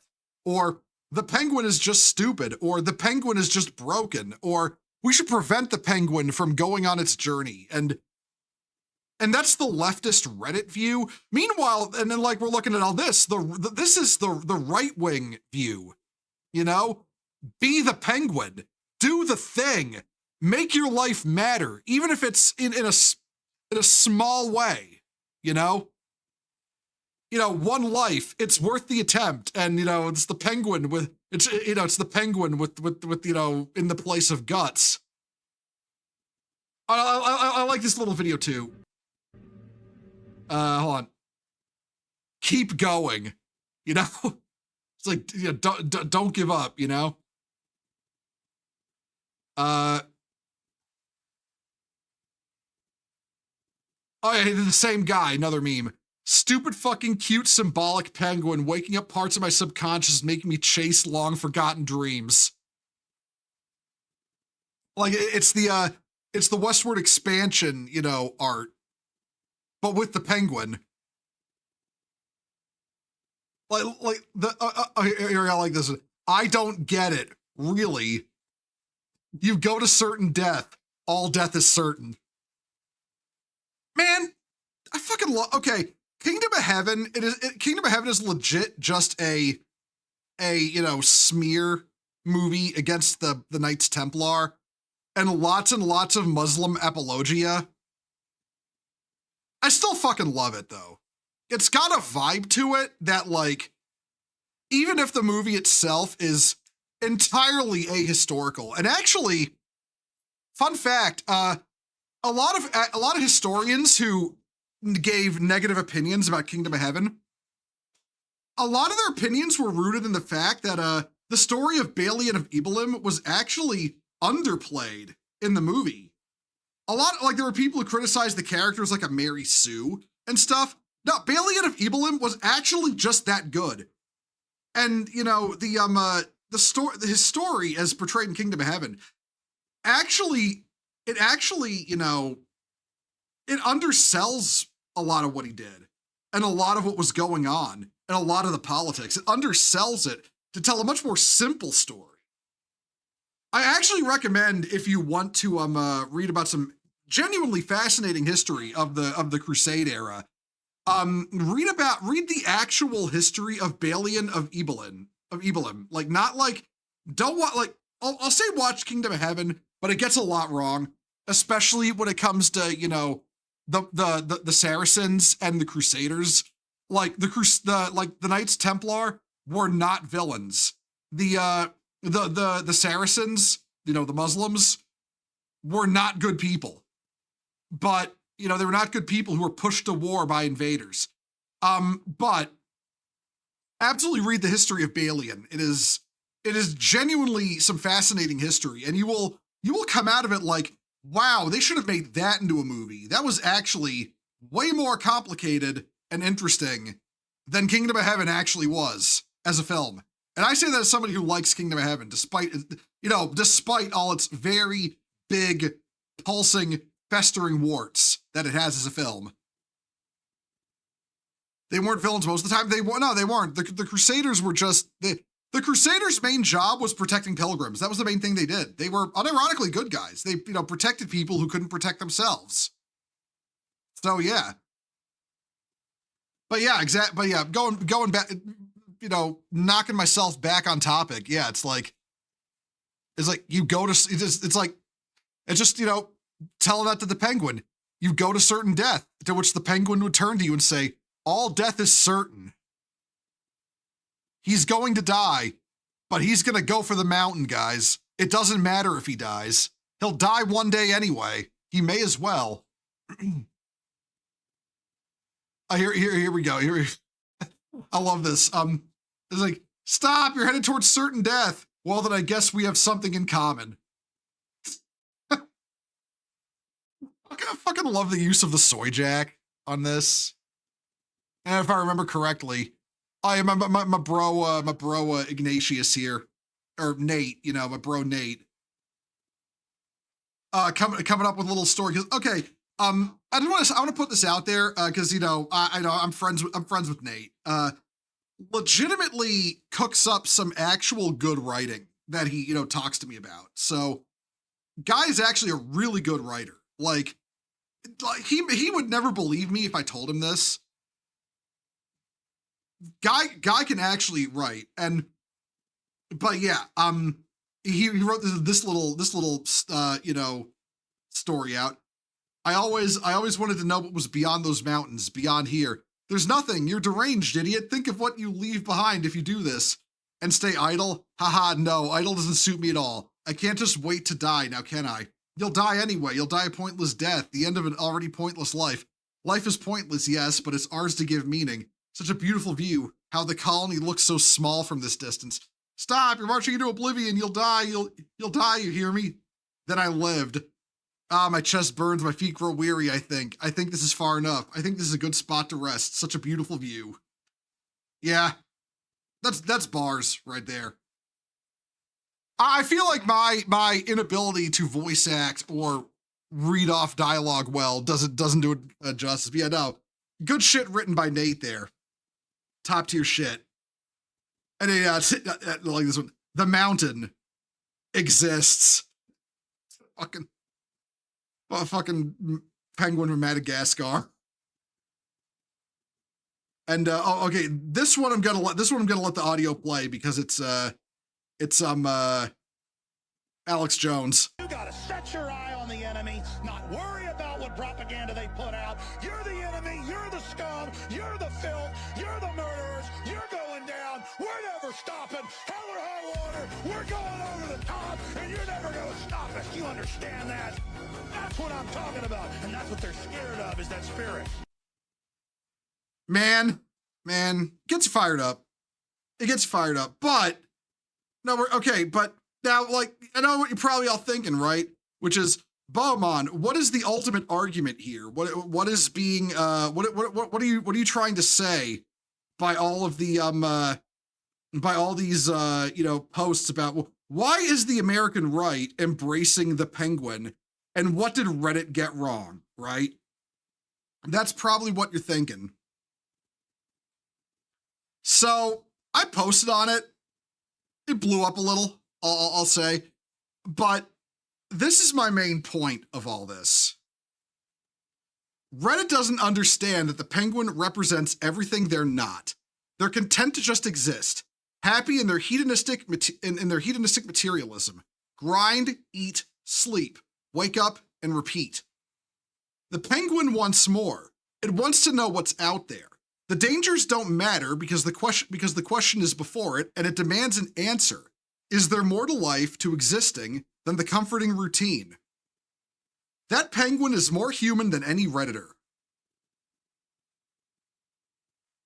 That's ultimately the point. That's what Reddit doesn't get.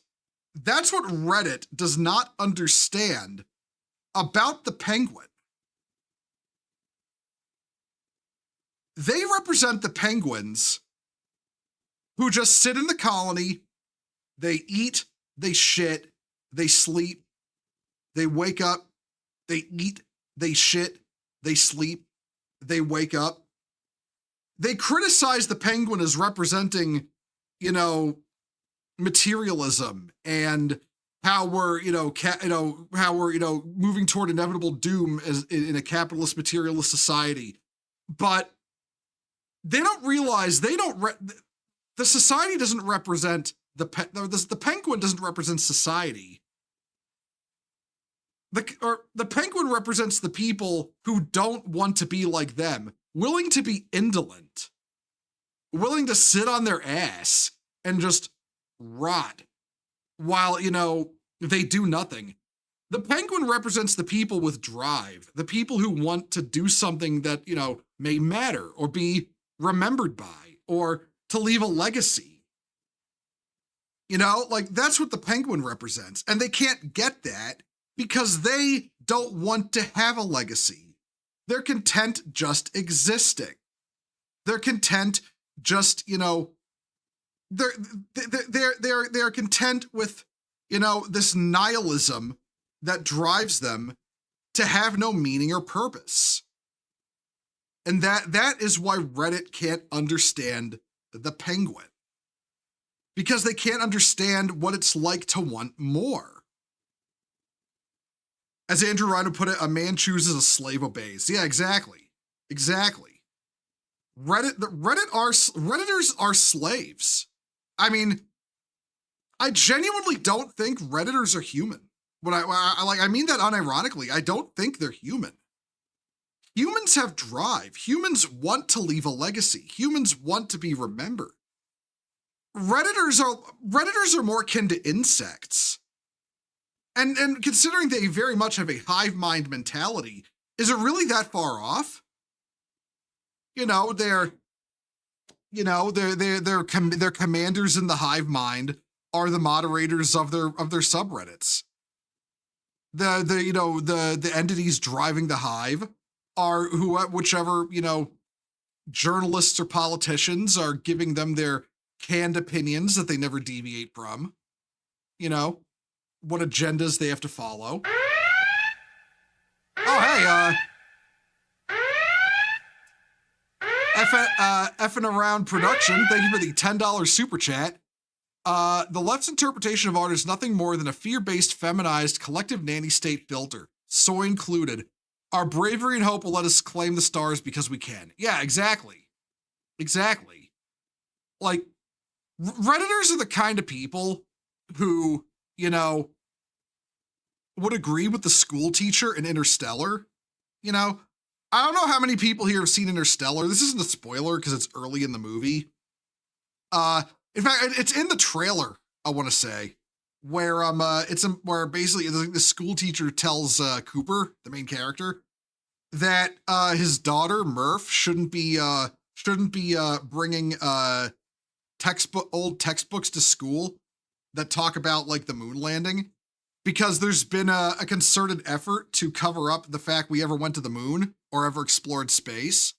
Because, and I'm quoting, "There's too many problems on Earth. We can't worry about going to space."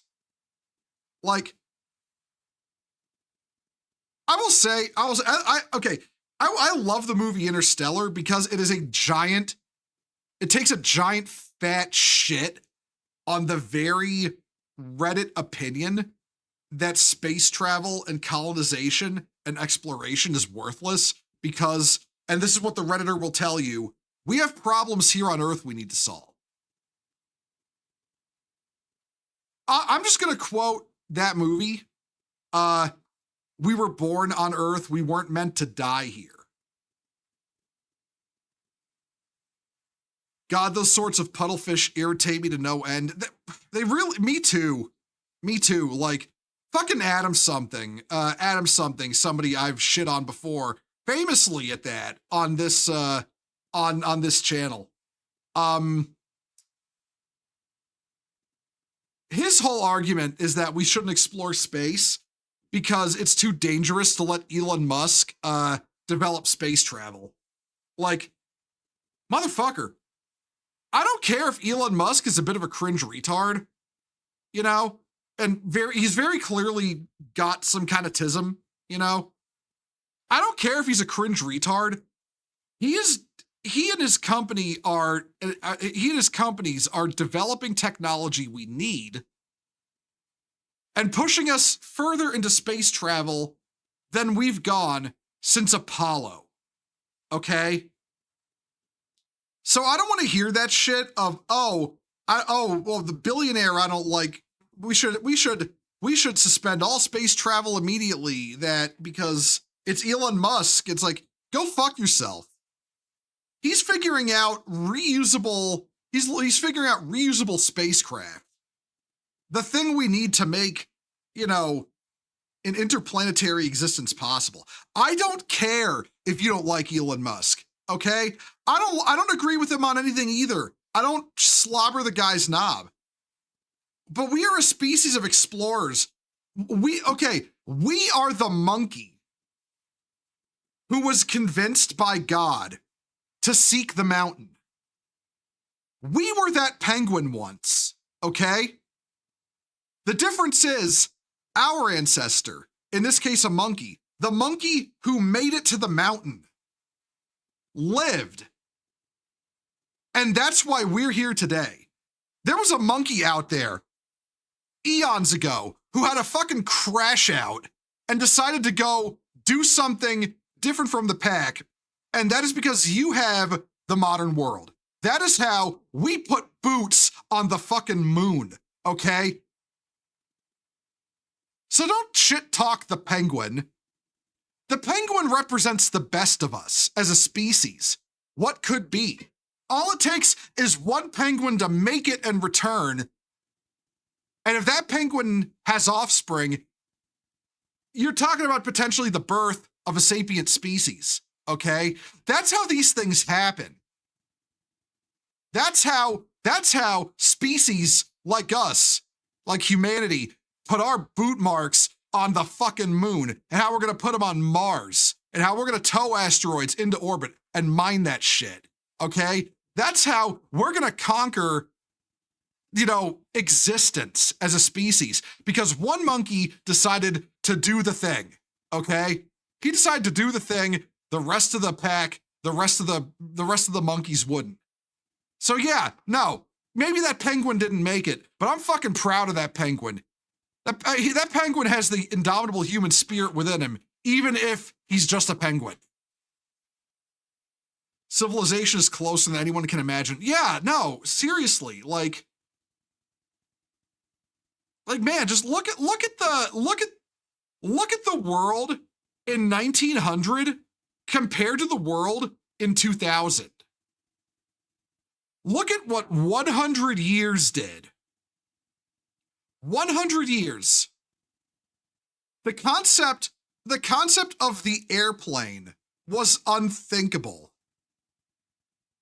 In a human lifetime, we went from the airplane being invented to putting boots on the moon. So I don't want to hear any of this. I don't want to hear any of this shit from Redditors about, oh, the penguin is broken, the penguin is stupid, the penguin represents the worst of us, the degradation of society. We should save the penguin and prevent it from running to the mountain.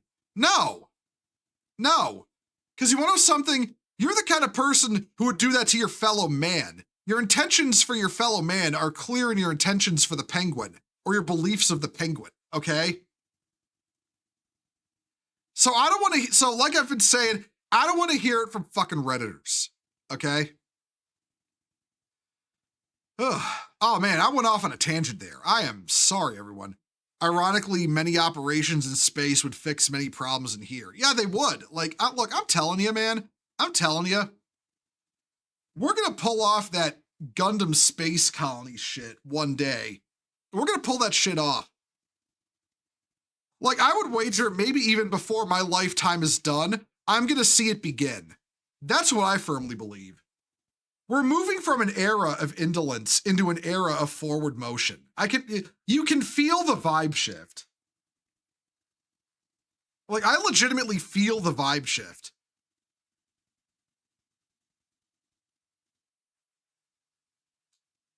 A lot of space age tech from back in the day is used nowadays. Yeah, it's like, I want to say, and I also want to do a quick, criticism of NASA. We need to drop the idea that we need NASA to do any of this. NASA's had a monopoly on the idea of space travel for so long, and it's legitimately annoying because NASA has done the most to hold us back as a, completely ineffectual programs like the shuttle program. The shuttle program was a fucking disaster. I don't care what kind of experiments they pulled on the shuttle.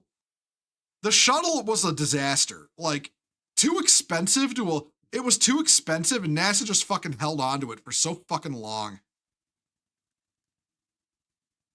Crab bucket mentality means we have a form of carcinization. Yeah, exactly.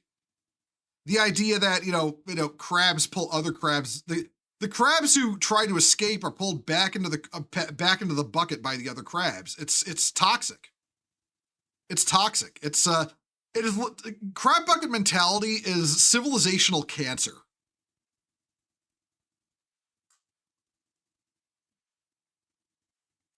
Anyone can just do it. Yeah, no, exactly. Salt. No, exactly. That's like one of the mottos of the vibe shift, You can just do things. You can just do things. You can catch a descending spaceship on a claw. You can just do that. You can just do it because it's not impossible. Just figure it out. It really is that simple. Like, there's science, there's engineering behind it. There's physics, there's, structural tolerances. There's shit you gotta figure it out. There's shit you gotta figure out to pull it off. But you can just figure it out. You can do it. You can do the thing. You can catch the descending spaceship. You can put boots on the moon again. You can put boots on Mars. You can build the Mars colony. You can build the O'Neill cylinders and the Sanford Tauruses. You can capture and mine the asteroids. You can build the Albuquerque Drive. You can go to Alpha Centauri. You can go beyond that. You can establish a multi-system civilization for humanity. You just need to figure it out.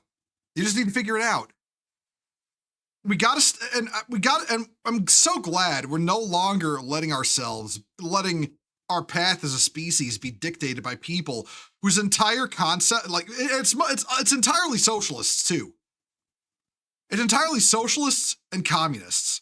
And they're all trying to build a civilization on the idea of what we can't do. You can't build civilization off the idea of what you can't do. That is literally just saying, oh, you can't do this. You can't do that. Why not? We can just do things. No wonder cancer is a crab. Yeah, real. The mountain is Alpha Centauri. Yeah, the mountain is Alpha Centauri. And you know what? The next mountain is the next system beyond that. We as a species, we will break the secret of faster than light travel. We will figure it out. I fully believe that. We will do the thing. Because there was a monkey one day who wanted to visit the mountain, and he did. He came back, and he came back, and we've been visiting mountains ever since. Because we just needed to search for bigger, farther away mountains and harder to reach places, including the vacuum of space. Marx led the world to evil. I legit think you know what? If I could go back in time, and end any evil person, it wouldn't be Hitler. It would be Marx. You wanna know why? I mean, like, straight up, fascism is a result of socialism, which is a result of Marx. Like, because fascism is a socialist organization. With no Marx, you have no communism and you have no socialism. If you have no socialism, you have no fascism. You have no fascism, you have no Mussolini, no Hitler. If Marx had, been hit by a car or something and never got his work published, we never would have had Hitler. It never would have happened. That's weird. You got an ad playing the X-Files theme as soon as you talked about Call in the reinforcements. People over us. Hey, Bay M14. Glad to see you. Let me give you a shout out real quick. Welcome, Raiders. There we go. Bay M14 and boop. Hey, welcome, Raiders. For those who don't know who I am Marshall Bohemond. I am a totally copyright-free, serial numbers filed off Space Crusader and Space Templar. And we're currently chatting about the penguin that represents the indomitable human spirit, and how Reddit doesn't get it. Bay, thank you for the raid. Hope you had fun playing Space Marine 2. Oh yeah, hey, I'm glad you thought of me because you're playing Space Marine 2. If you need to raid and run, like something to eat, something to drink, rest, stretch your legs, etc., that's cool. If you just want to lurk, that's cool too. We're gonna be switching topics here soon. We basically come to the end of this one. I was mostly going off about the indomitable human spirit and why, you know, our species is the penguin that visited the mountain. That's basically the core of the argument. I was moving into, like, you know, media stuff. You like your frame a lot? Yeah, thanks. I've been cleaning up this. I've been slowly but surely cleaning up the stream, making it look nicer. Mark's literally sat on his ass and mooched off his friend to write his damn book. Let's freeload off the world. Yeah, exactly. Like I said, if I could, like, go back in time and erase any evil person, it would be Marx, because he is literally the root of all of it. Like if you erase Marx, that you by proxy erase Hitler. So yeah, you're doing a lot of, like, you know, a lot of good by just getting rid of Marx from history. But yeah, so we are switching topics now. We are where is my all right, so next. So this got previewed. We're getting another Masters of the Universe movie, everyone. I don't know if I can show the trailer on stream. It'd be fine on, you know, Twitch, probably. I think YouTube would just straight up nuke the VOD if we actually watch the trailer. But let's see, because I know there's a how do I get off this fucking, there we go. Can I pause this? Yeah, there we go. Yeah, so they got it's a new Master of the Universe movie coming out, and they're making this. Yeah, so okay, so I don't know if y'all know this. But this is a fun historical anecdote about Master of the Universe. There was a 1987 Masters of the Universe movie, and gonna have to edit the YouTube version if I do. Well, fuck. Okay.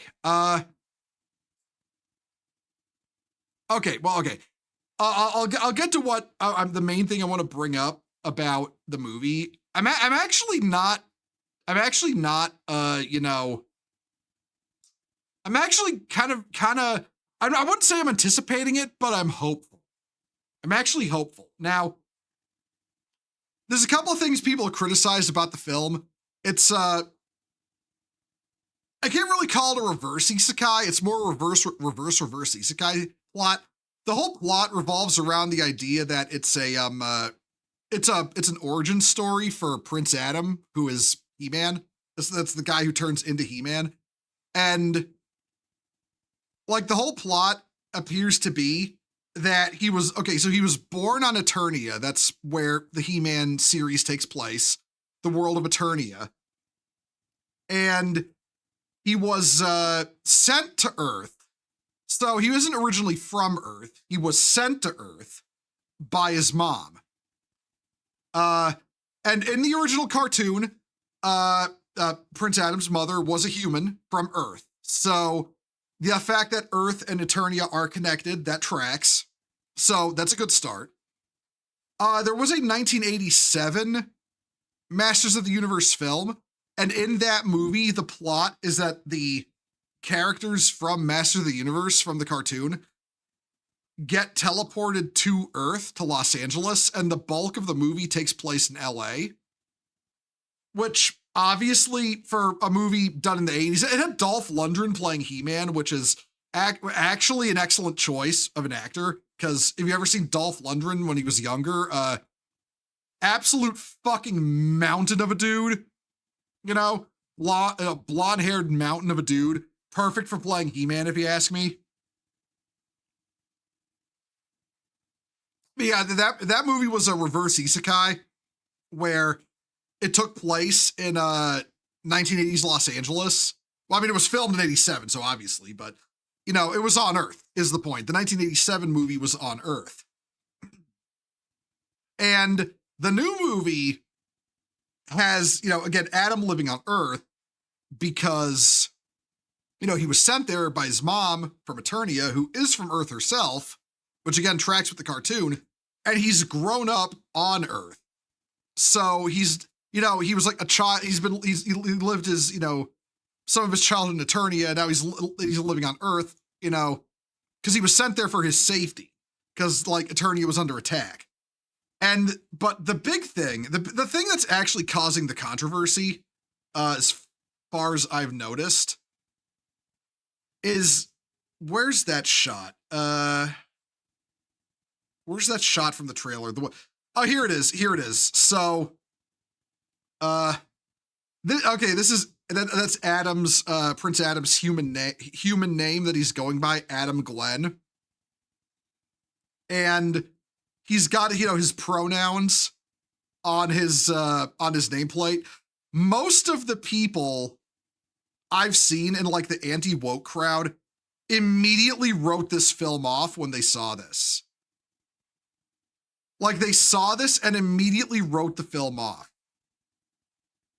And I decided to watch the whole trailer, and what happens is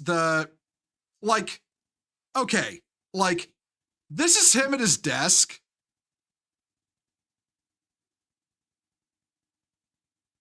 Bro looks miserable, right?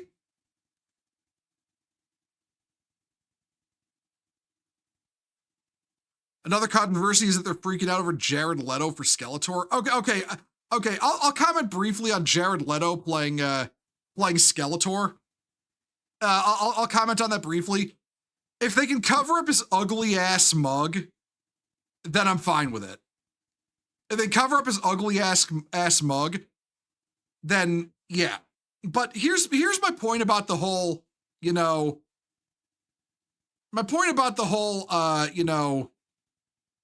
he, him, the pronouns on the plate, on the nameplate at his office. Like look at him. Look at him. He's fucking miserable. And in literally the same scene,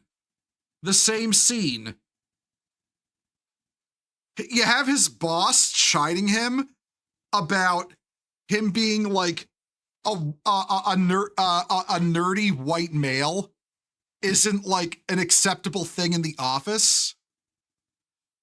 There's a very clear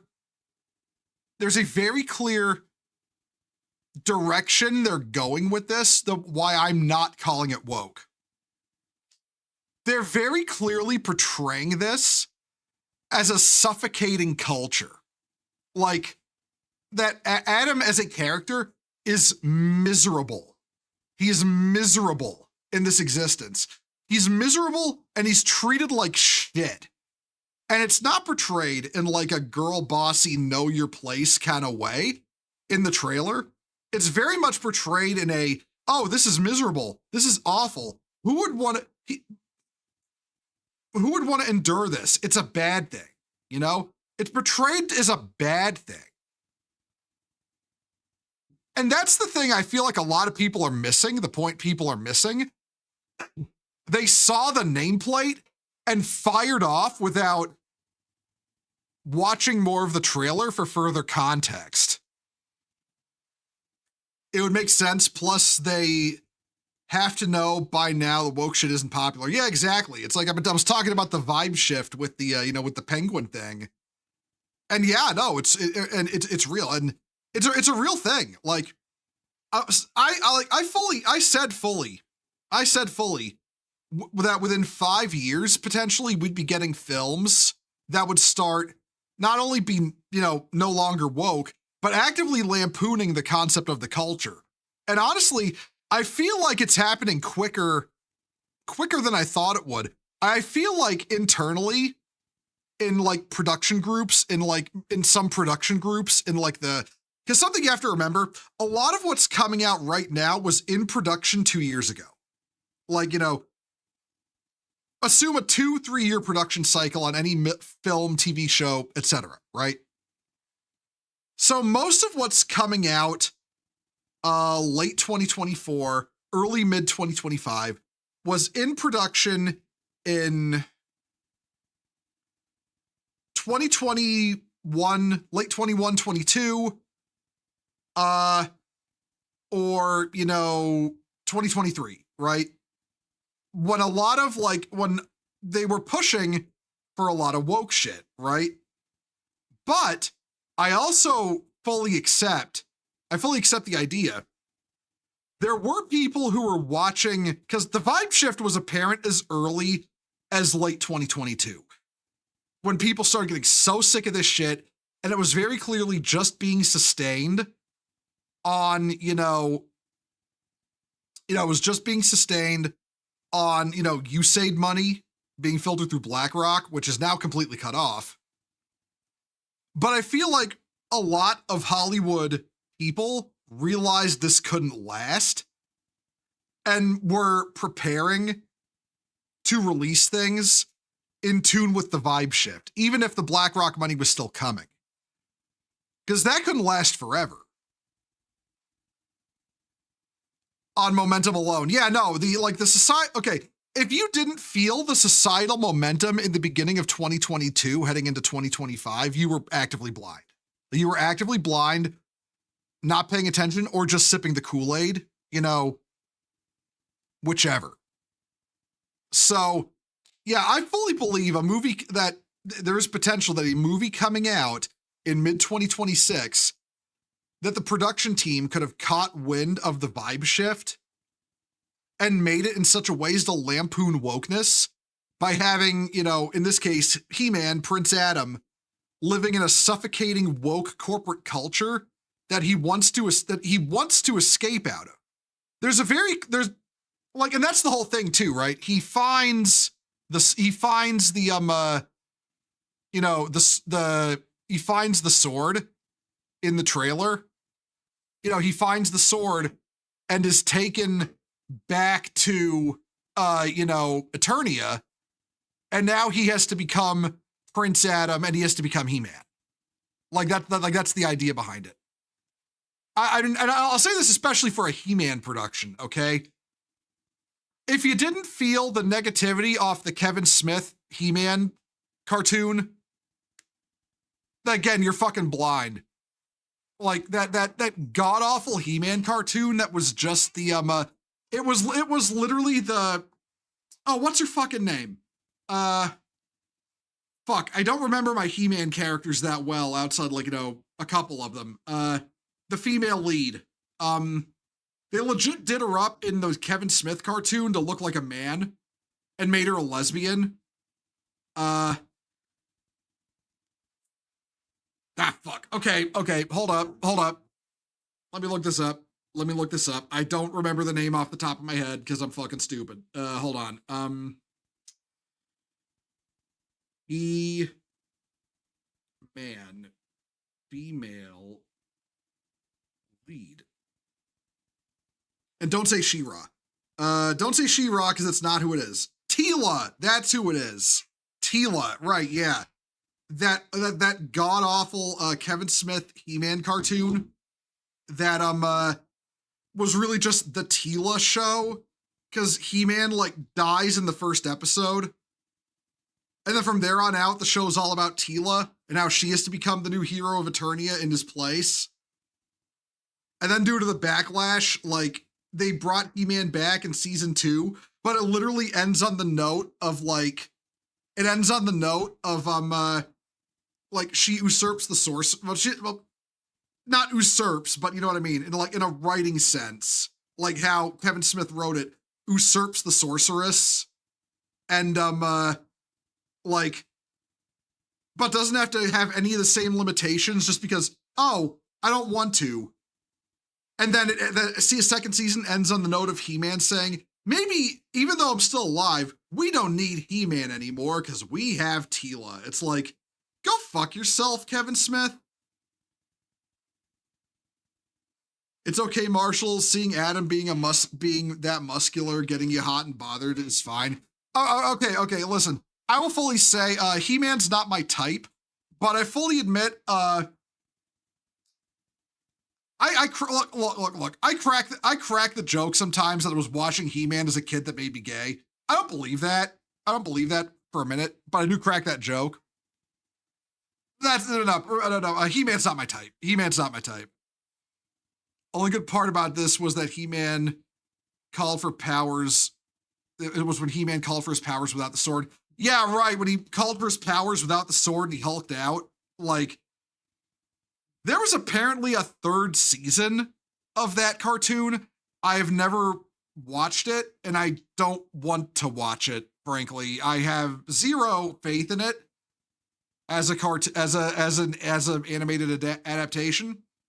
It's just the Kevin Smith show was just shit. It was just a shit show. And I'm going to be honest, I don't think the producers of this, of the He-Man movie, the Masters of the Universe movie, can go into producing this movie unaware of what Kevin Smith tried to do and failed to do. And all the backlash that caused and how that show failed on Netflix. They can't. There's no way they can try to do it in a live action. Vibe shifter, no.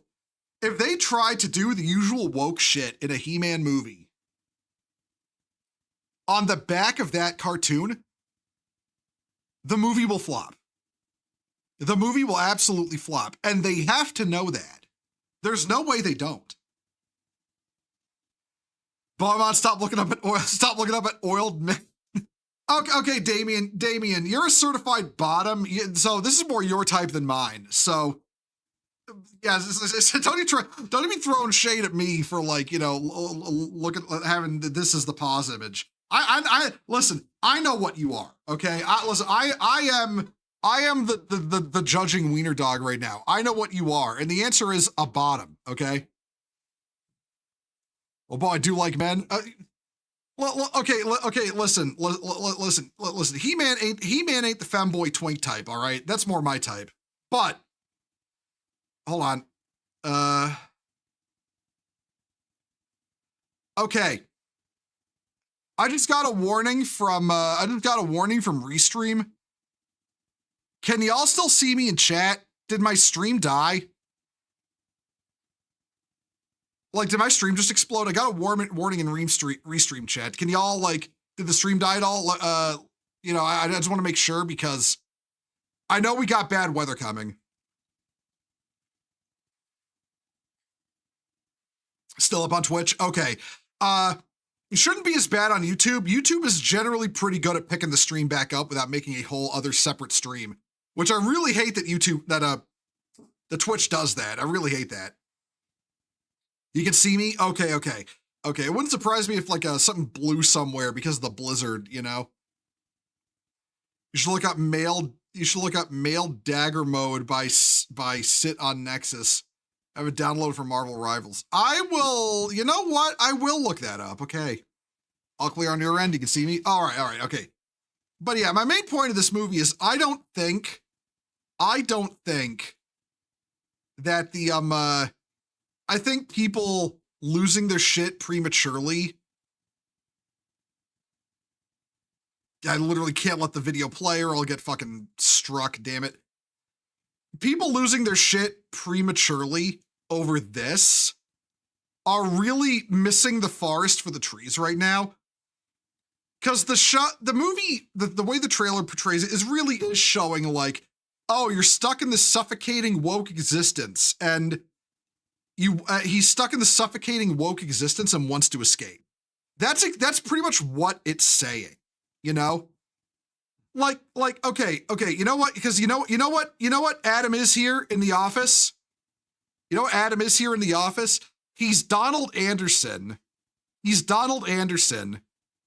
And picking up the sword and going to Eternia is his red pill moment. It's his red pill moment where he escapes the Matrix and returns to Eternia, where he gets to have his, escapist male fantasy where he gets to be the superhero who kicks the ass of the evil skeleton wizard and gets to be, the powerful manly man who, his job is kicking ass and taking names, That's what the trailer is saying. So no, I don't think this movie is going to be woke, actually. The lampooning of the female first DEI hire company. Yeah, exactly. With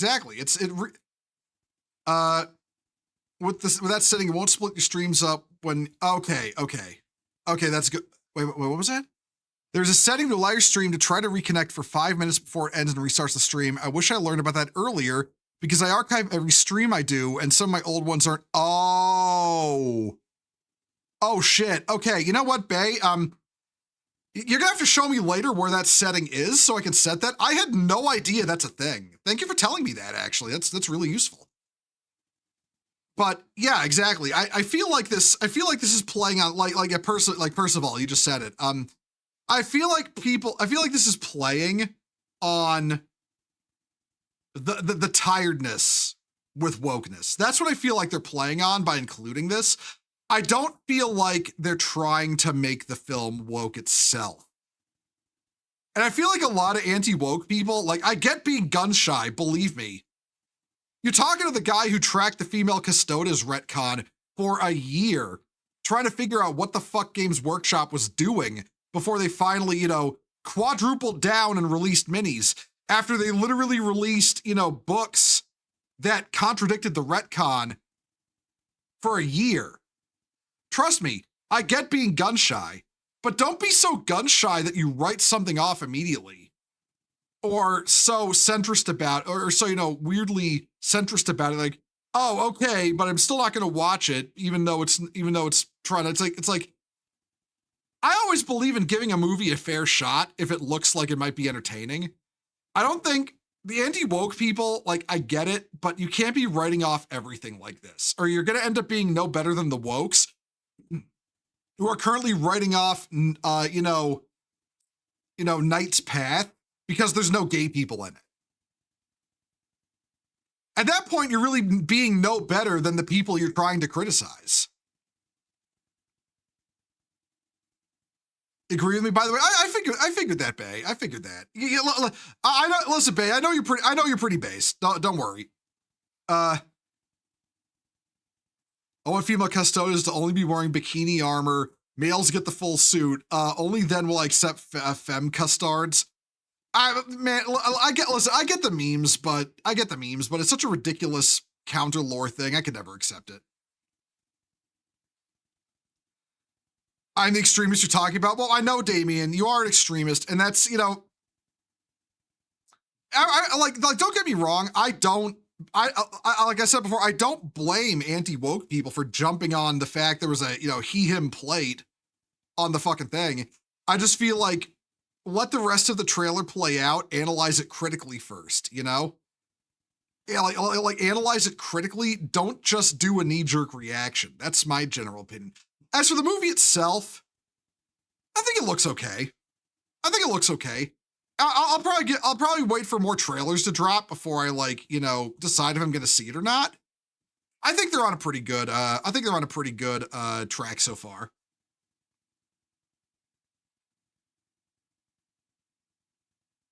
But yeah, next up is this.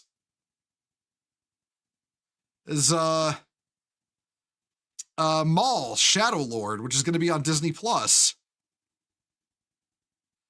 We're not really going to talk about the show much, the show itself. More the thing I've noticed now, they held off revealing this until Kathleen Kennedy was fired.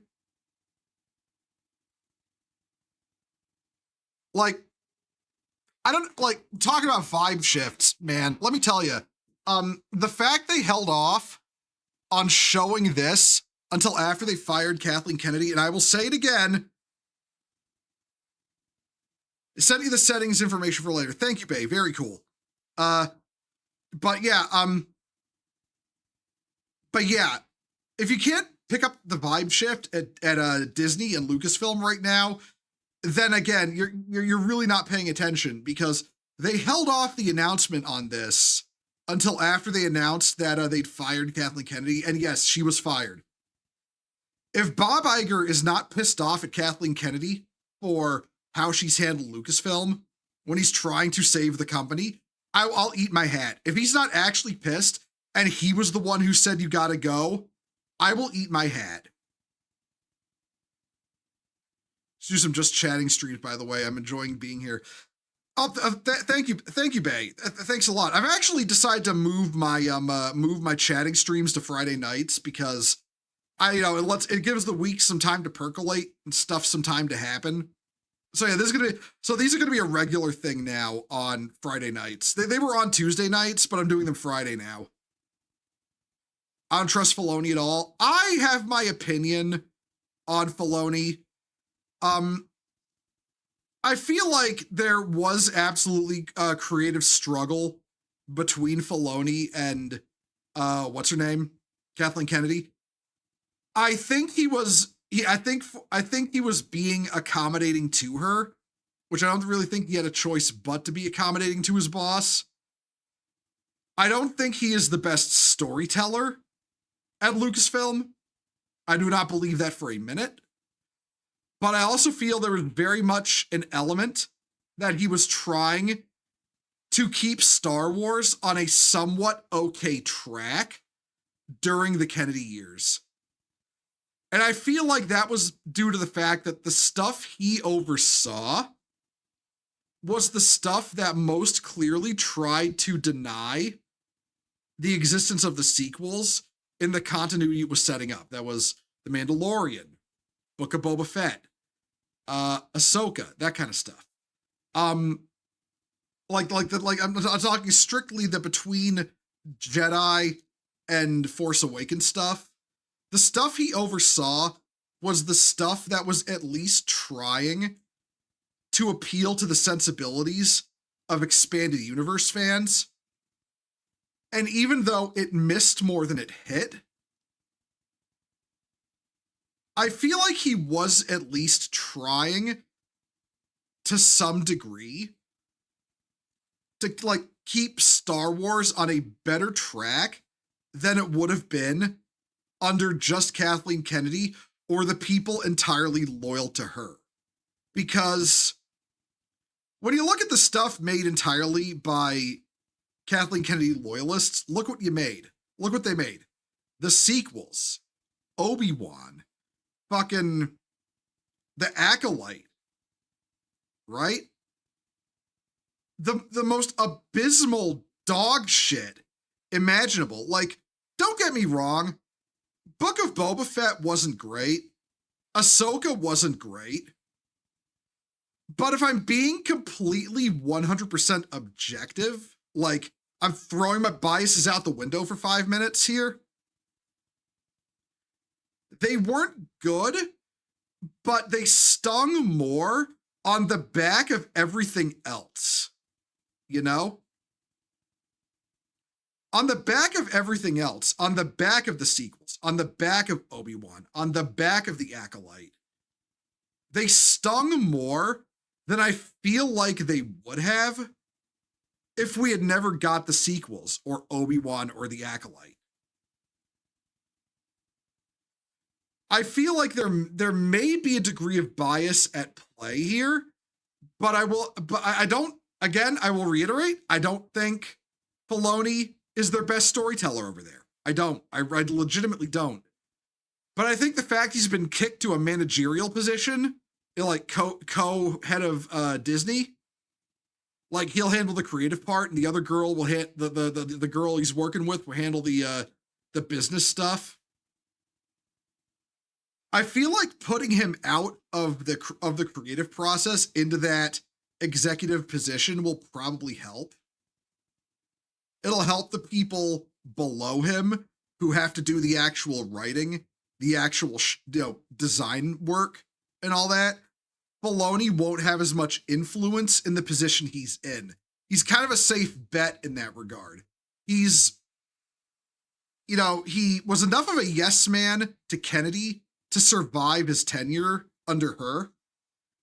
he's a safe enough bet in what he'll, his reaching into the EU, the old expanded universe for ideas, that they can put him in a leadership position. And also because he has actual experience leading productions, something Kennedy never had. But also, it puts him out of the part of the process where the actual legwork is done, where the actual creative decisions are made, and he just writes off on it.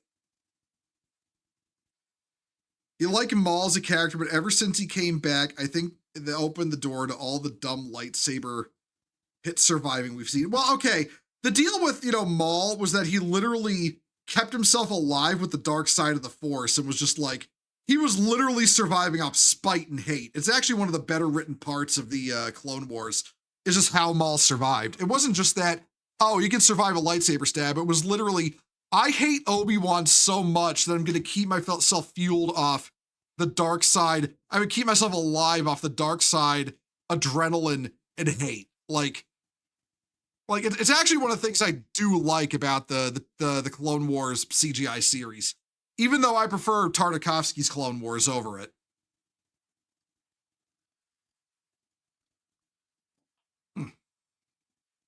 Don't get me wrong, I like the Clone Wars, but I always had the issue of the droids being made too dumb and Grievous being a complete joke, along with Dooku. But that's just me.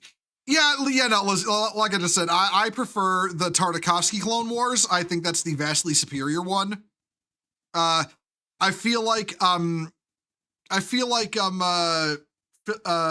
tried too hard to work backwards from Revenge of the Sith, rather than the way Tartakovsky made his, which was building forward into Revenge of the Sith.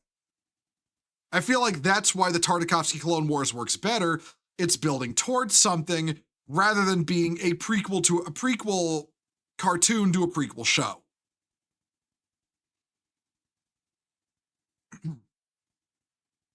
Spite, hate, and dark side sorcery. Yeah, exactly. You like the biochip retcon of the clones because mere contingency orders are bullshit. You gotta go to bed, take care, catch you again some night. All right, Bay. Yeah, hope you have a good evening. Rest well. If you're in the path of the storm, good luck with that. Good luck with the snowfall. Yeah, hope you have a good evening. I'll catch you later. But let's see. You don't need to poop on your low. You don't need to poop or wait. You don't need to poop or your lower half to hate Jedi enough. Yeah, exactly. Like, listen. I'm a diehard Mandalorian clone trooper simp. So believe me when I say, listen, the Jedi are not at the top of my priority list for Star Wars. I love myself some normals with technology. Okay. But yeah, no, still don't underestimate the Jedi. That's why the clones used railguns and shotguns and kinetic weapons, because you can block a blaster bolt. You can also technically block a bullet, but you can't block the spray of molten metal and plasma now flying in your face. It wasn't shown where the clones start addressing Palps as the Emperor before the retcon that detached legends. But no, it's like, okay, but going back, but because I'm bringing up Maul less in the sense of the show itself and more in the sense of where I feel they're going with Disney now. I get being cynical. I don't blame people for being cynical. All right. Oh, hold up. Okay, I've got my eyes on my separate chats once again.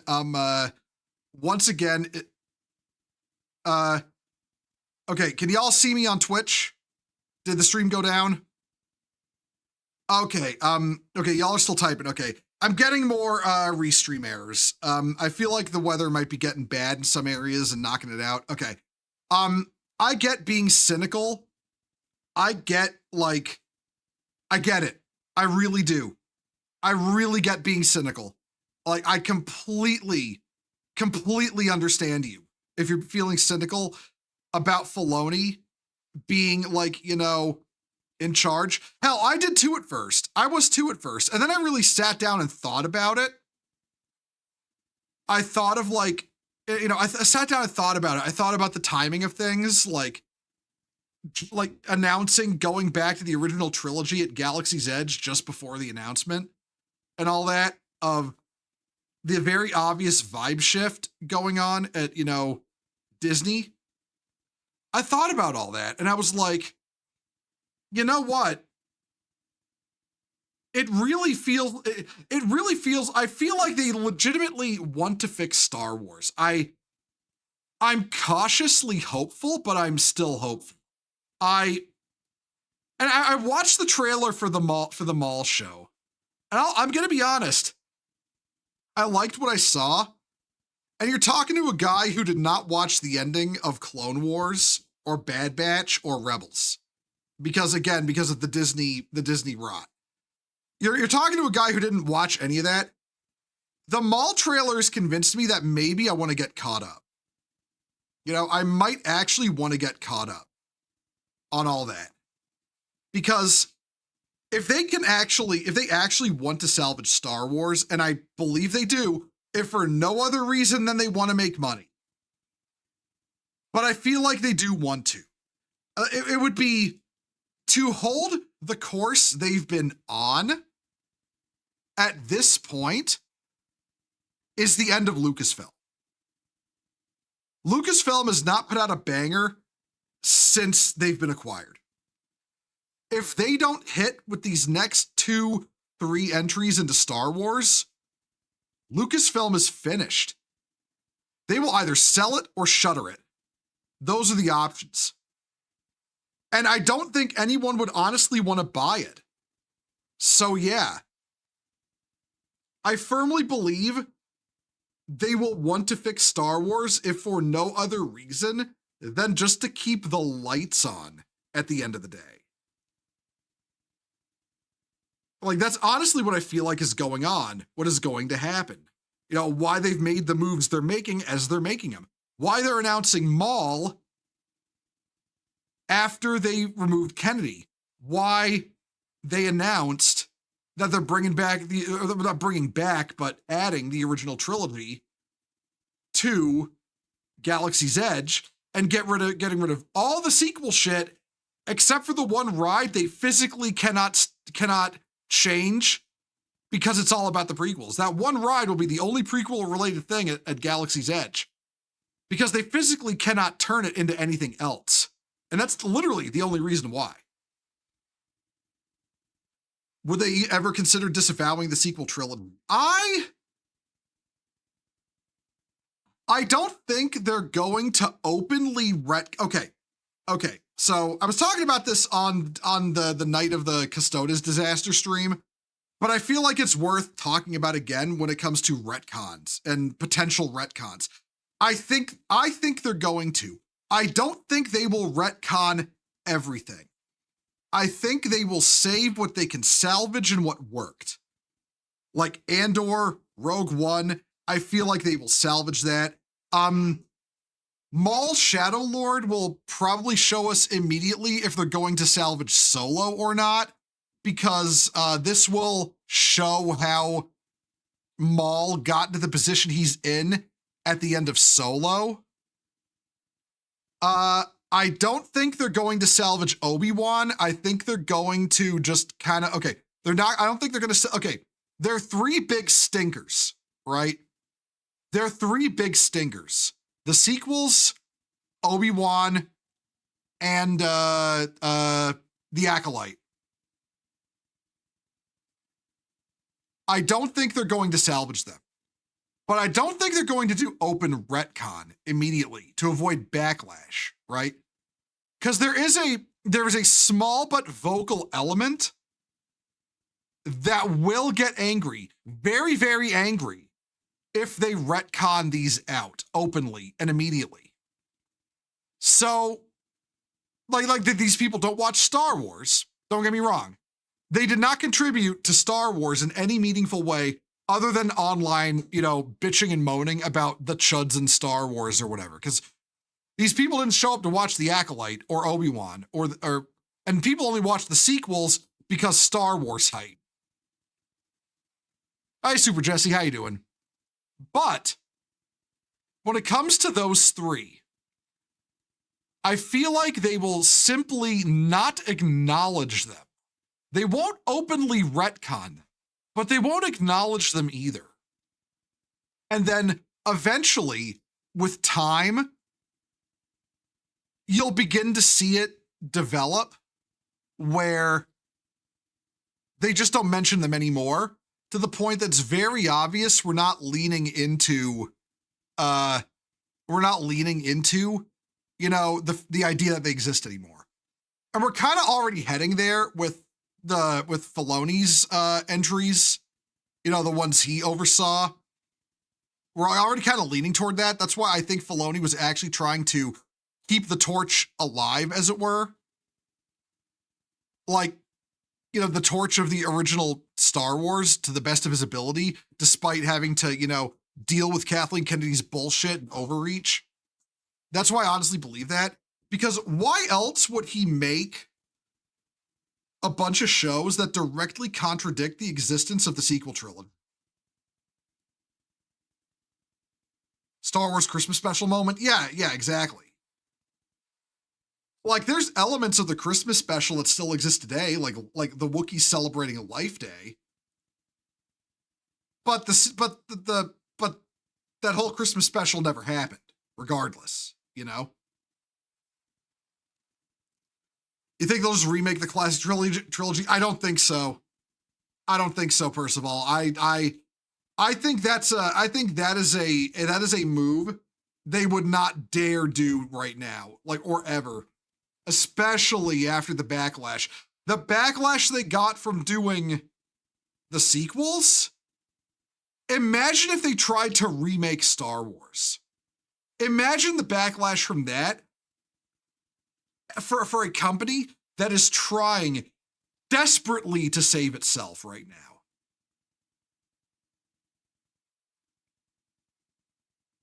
They could call the group in the Acolyte Radical Force heretics. I mean, well, okay, it's not just a matter of lore, all right? Like, hey, Temp, how you doing? How you doing, Temp? Let me shout out Temp real quick. So, Temp, get Semped. There we go. Go follow Temp. He's cool people. Yeah, okay. So here is the thing I'm saying here is the Acolyte, what do you got? The Acolyte and Obi-Wan and the sequels, right? The lore is bad, right? Don't think I'm trying to say like the lore for them is salvageable. It's not. It's not salvageable. But it's more the fact that those three entries, the sequels, Acolyte, and Obi-Wan, they represent something now. They represent something in the eyes of Star Wars fans. They're poison. They're radioactive. They're radioactive entries. They provide nothing good and actively detract from it. Even if like if you brought up the idea that the events of Obi-Wan happen in the Maul show, it will sink it. It will absolutely sink it.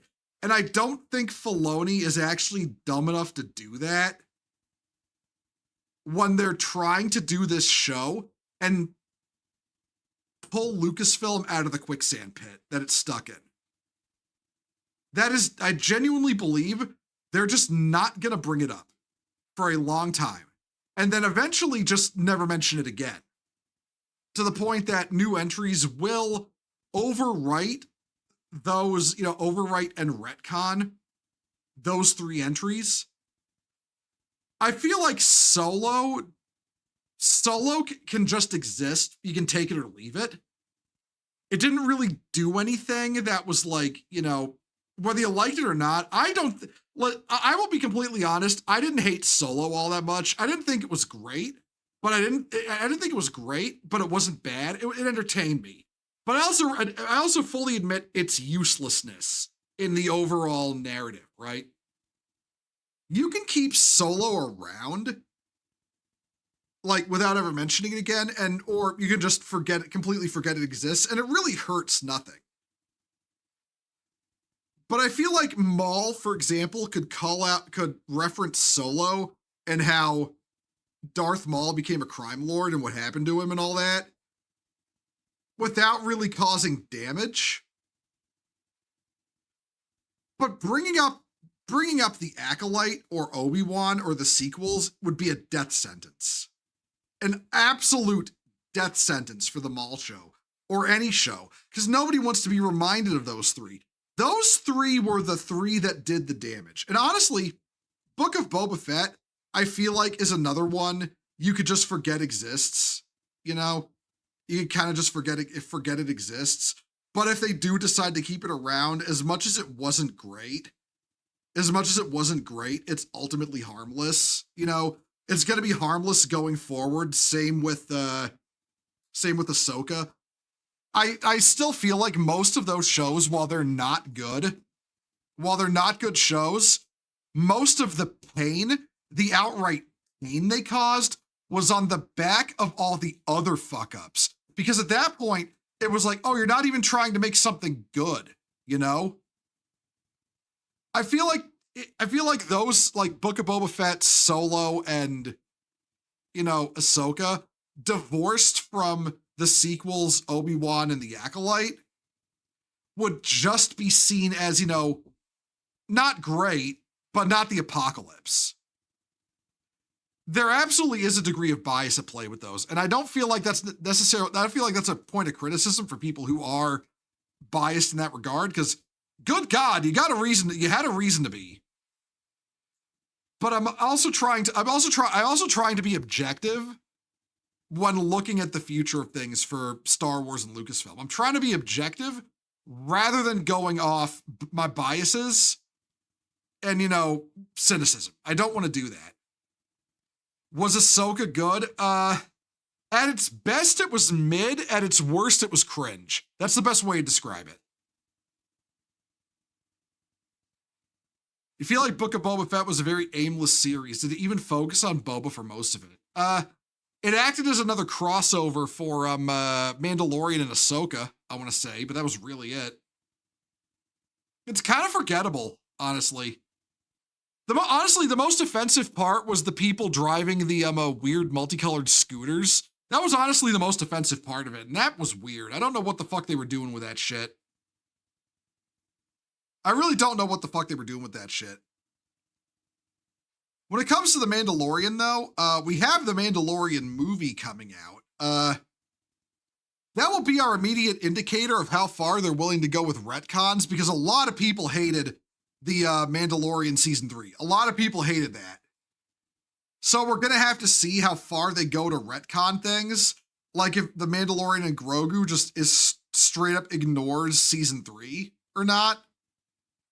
I don't know how it would, though, because... he lost Grogu at the end of Season 1. Or at the end of Season 2. So if he's still with Grogu in the movie, he would have to acknowledge Season 3. I think.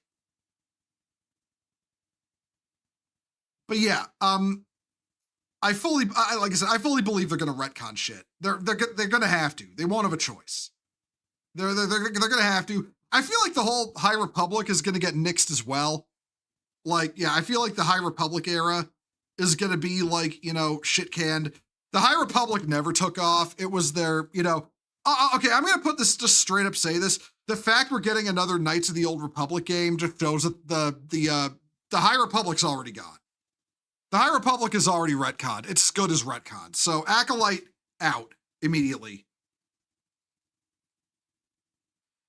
Like just the fact we're getting another KOTOR game is a sign that, you know, they already decided a while ago internally to ditch the High Republic, even if they were still even if the comic was still going.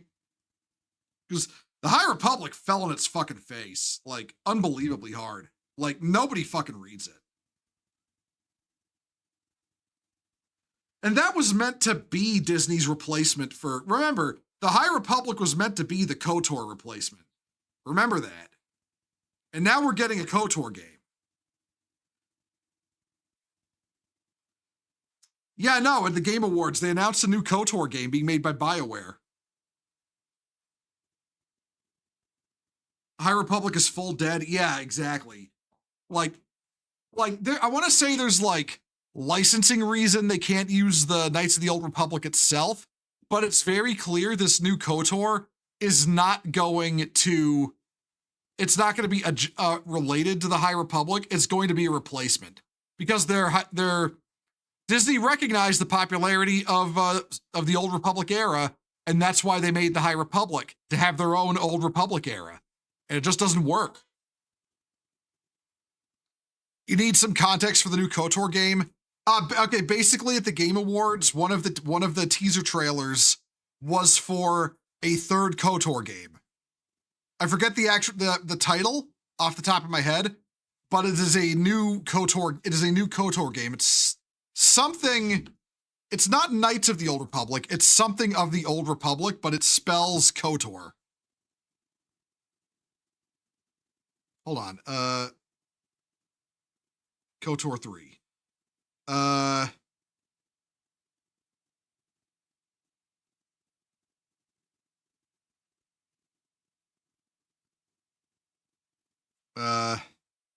I'm looking for the name.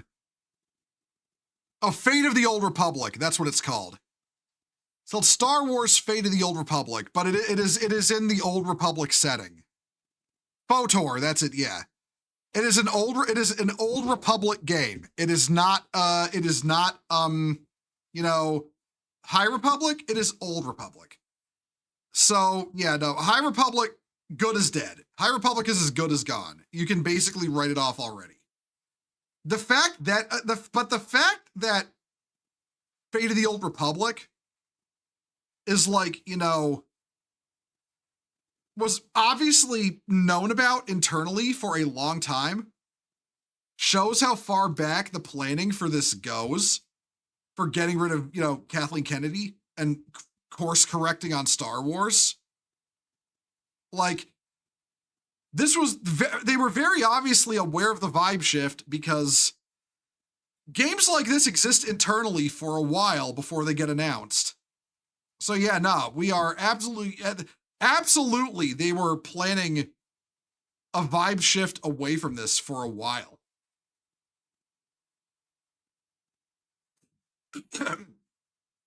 You hope they bring back the Old Republic MMO armor designs that looked awesome. I know they won't because they're idiots. I mean,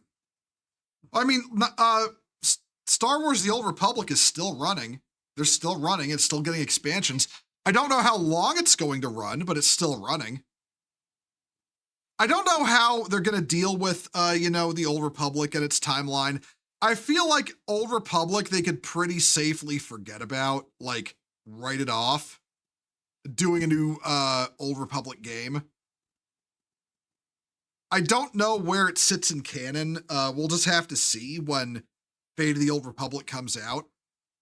But yeah, speaking of Star Wars though, we're gonna do a funny. Hold on everyone. Hold on. We're gonna bring down the view screen for a minute while we switch out. Close all those. One moment, because Temp, I know you're in chat. Gotta find your shit because you linked me that. This is where we get mad at people.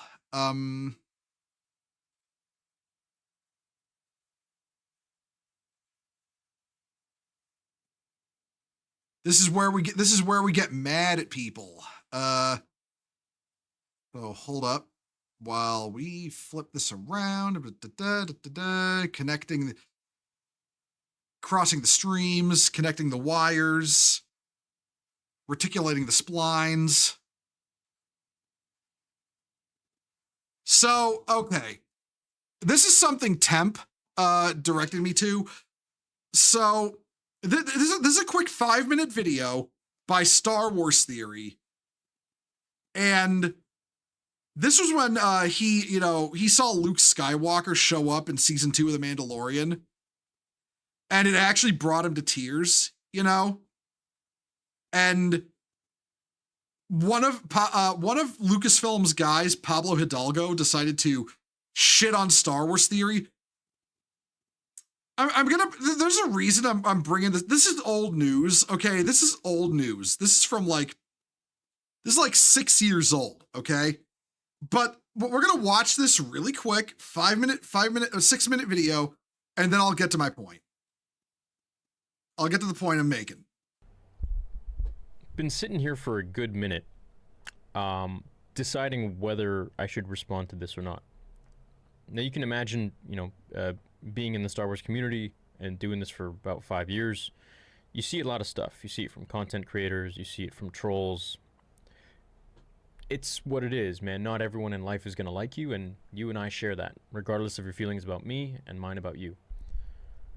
What I don't think is okay is when a Lucasfilm official is chiming in and gaslighting these sorts of behaviors of undermining one's emotions towards something that their own company created.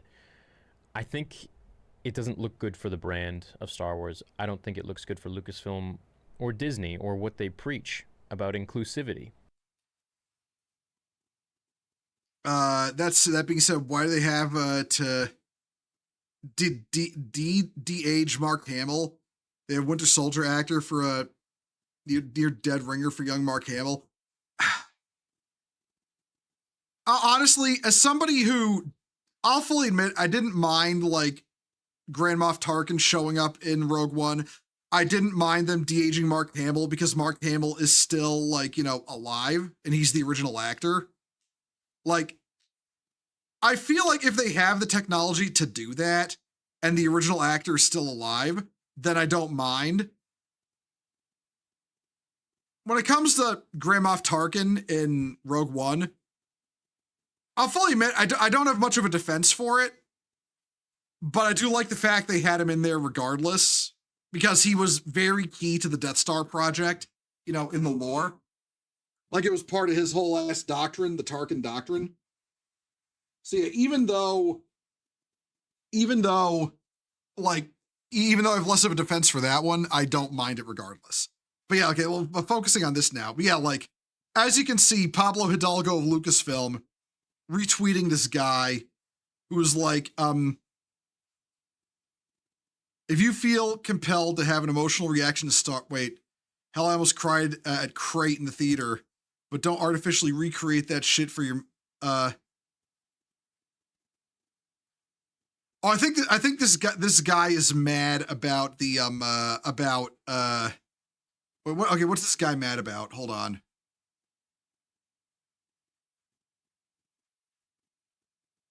I don't quite know if this guy is ridiculing Star Wars theory or not. Hold on, we'll keep watching.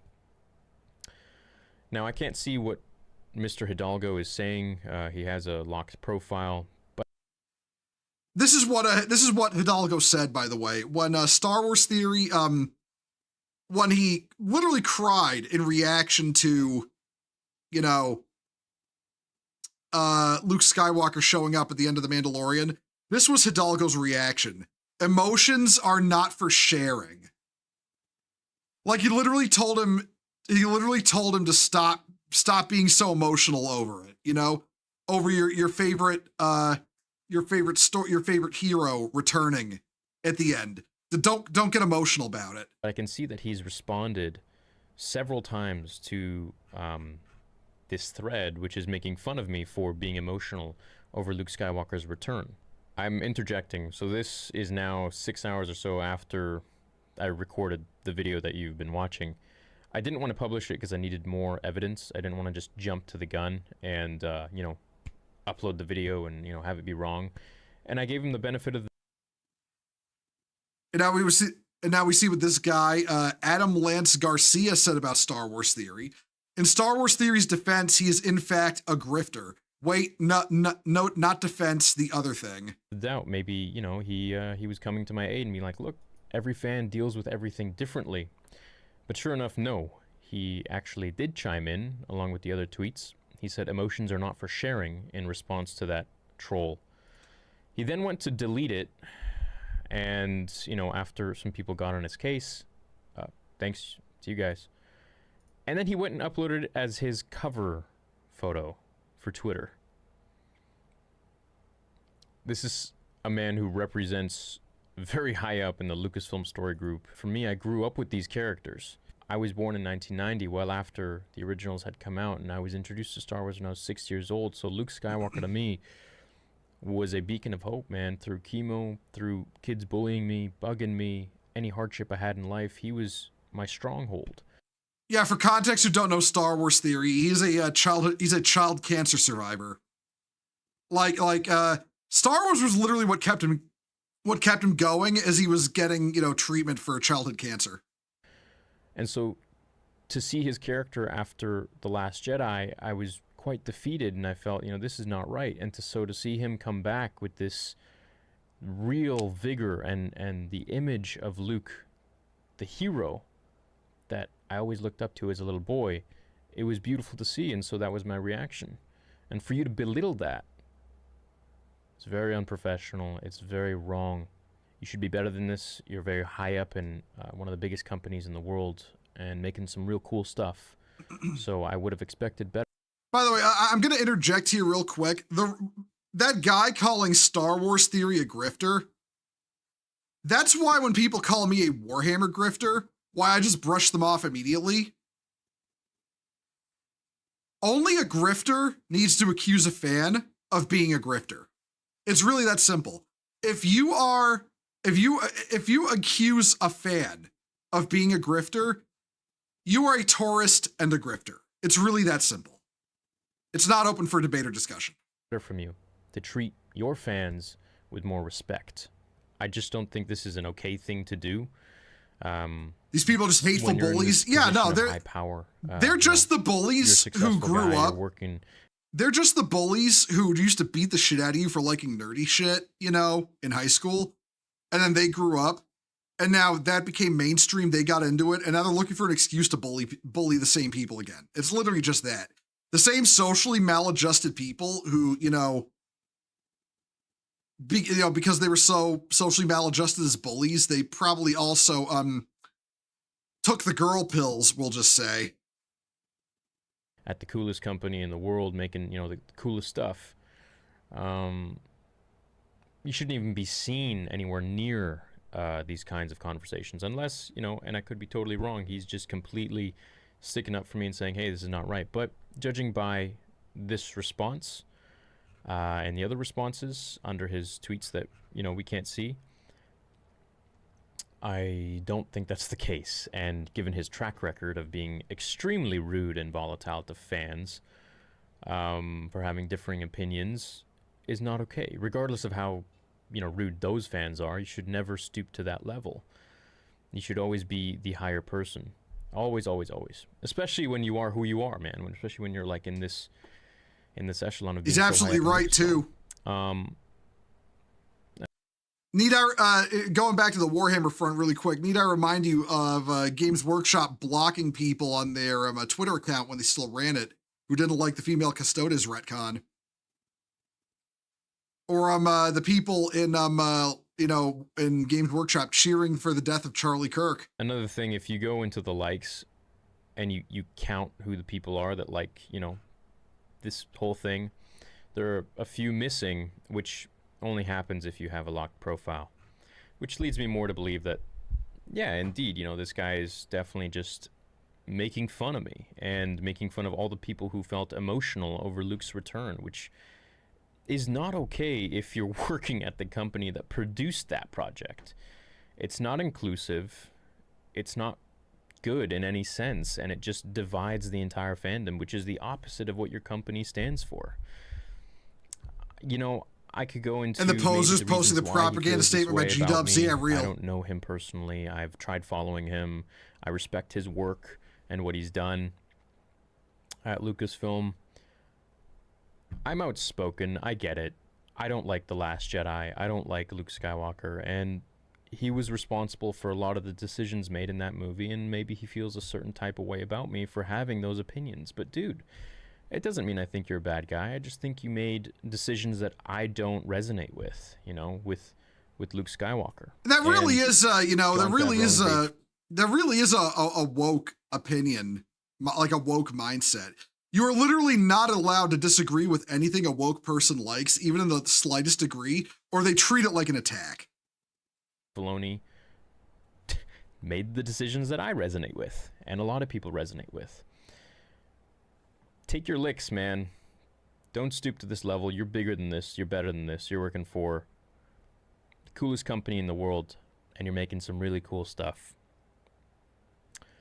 You shouldn't be anywhere near this kind of garbage, undermining how a person feels, how a fan feels about your product, about something that you work for.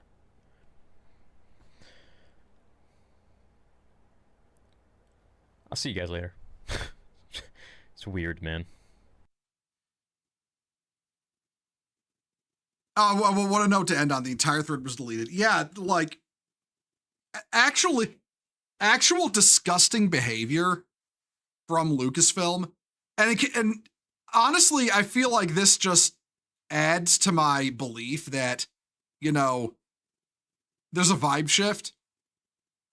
Because the person who was, the tumor at the heart of the cancer, Pablo Hidalgo, his reactions were, they were a symptom, not the cause. The cause was Kathleen Kennedy, and now Disney has seen it fit to remove her from her position. So yeah, I feel like there is a vibe shift. I will also point out, Filoni was in charge of overseeing The Mandalorian. He didn't direct it. Jon Favreau did. But he wasn't, he was behind bringing back old Luke Skywalker. I really do think we'll never know, but I want to know to this day, how much of the shows Filoni oversaw, how much of it, the parts that sucked, how much was him and how much was Kennedy and her sycophants ruining it. I really want to know that, and we'll probably never know. But there's something I want to bring up here. I gotta find it first. Can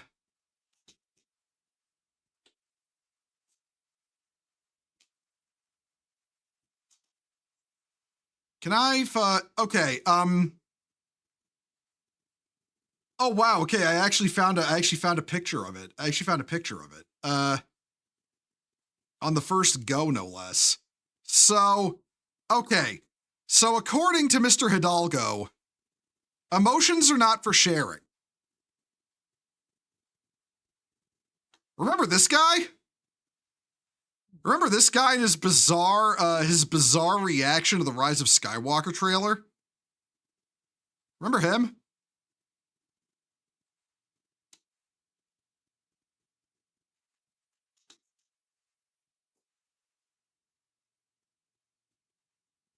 Apparently this guy was I'm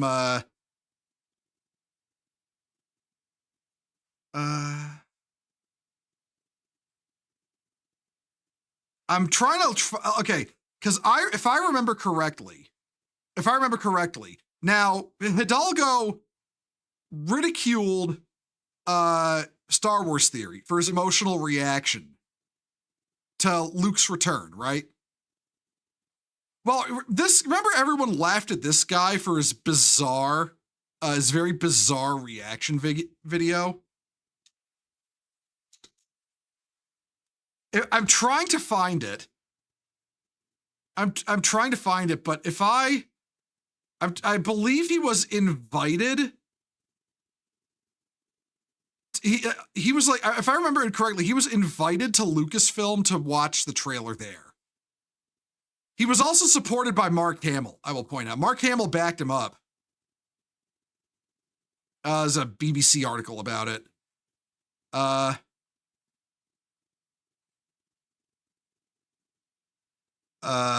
Looking for Hamill's response.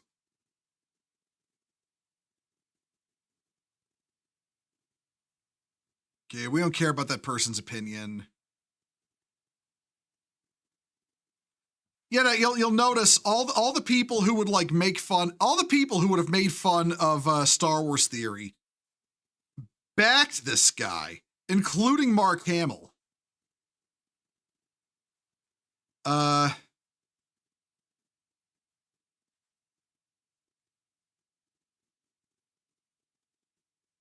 Thank you for sharing your amazing reaction to the trailer. It was inspiring to see you with blah, blah, blah, blah, blah, blah, blah. It's, it's Mark Hamill glazing the guy. And there was the first, anyone who would ridicule someone so passionate and clearly enjoying what they're seeing is beyond me. Well, what about Pablo Hidalgo then, Mark?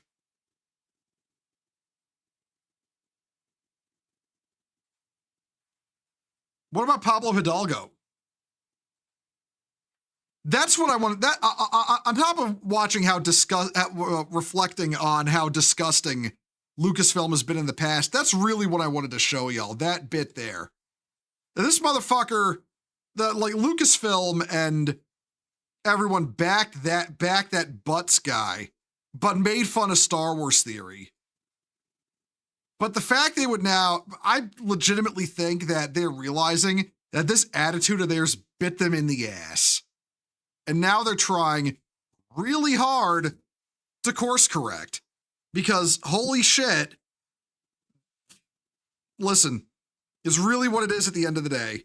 Fucking, they need to do something quick to fix Lucasfilm. And I think they're actually taking that route. So, yeah, that's what I think is going on. And, let's see. All right, you know what? I'm going to call the stream there. That's all the topics we wanted to cover. And I want to thank everyone for coming. I'm going to raid you all on to Royan. Royan V. How spell it? Yeah, Royan VT. Okay. My favorite alligator. He is playing Helldivers 2 with Mizu and Hanao. I don't know that. Yeah, he's playing Helldivers 2 with some friends. So I'm raiding y'all into Royan. I hope y'all have a good evening, everyone. No more streams this week. I'll be back Tuesday. I'm probably gonna be playing Helldivers, collabing with Razorwind again. So yeah, look forward to that. I'll keep y'all updated on Twitter, YouTube, and all that. So yeah, have a good weekend, everyone. Take care, and yeah, later. Warning.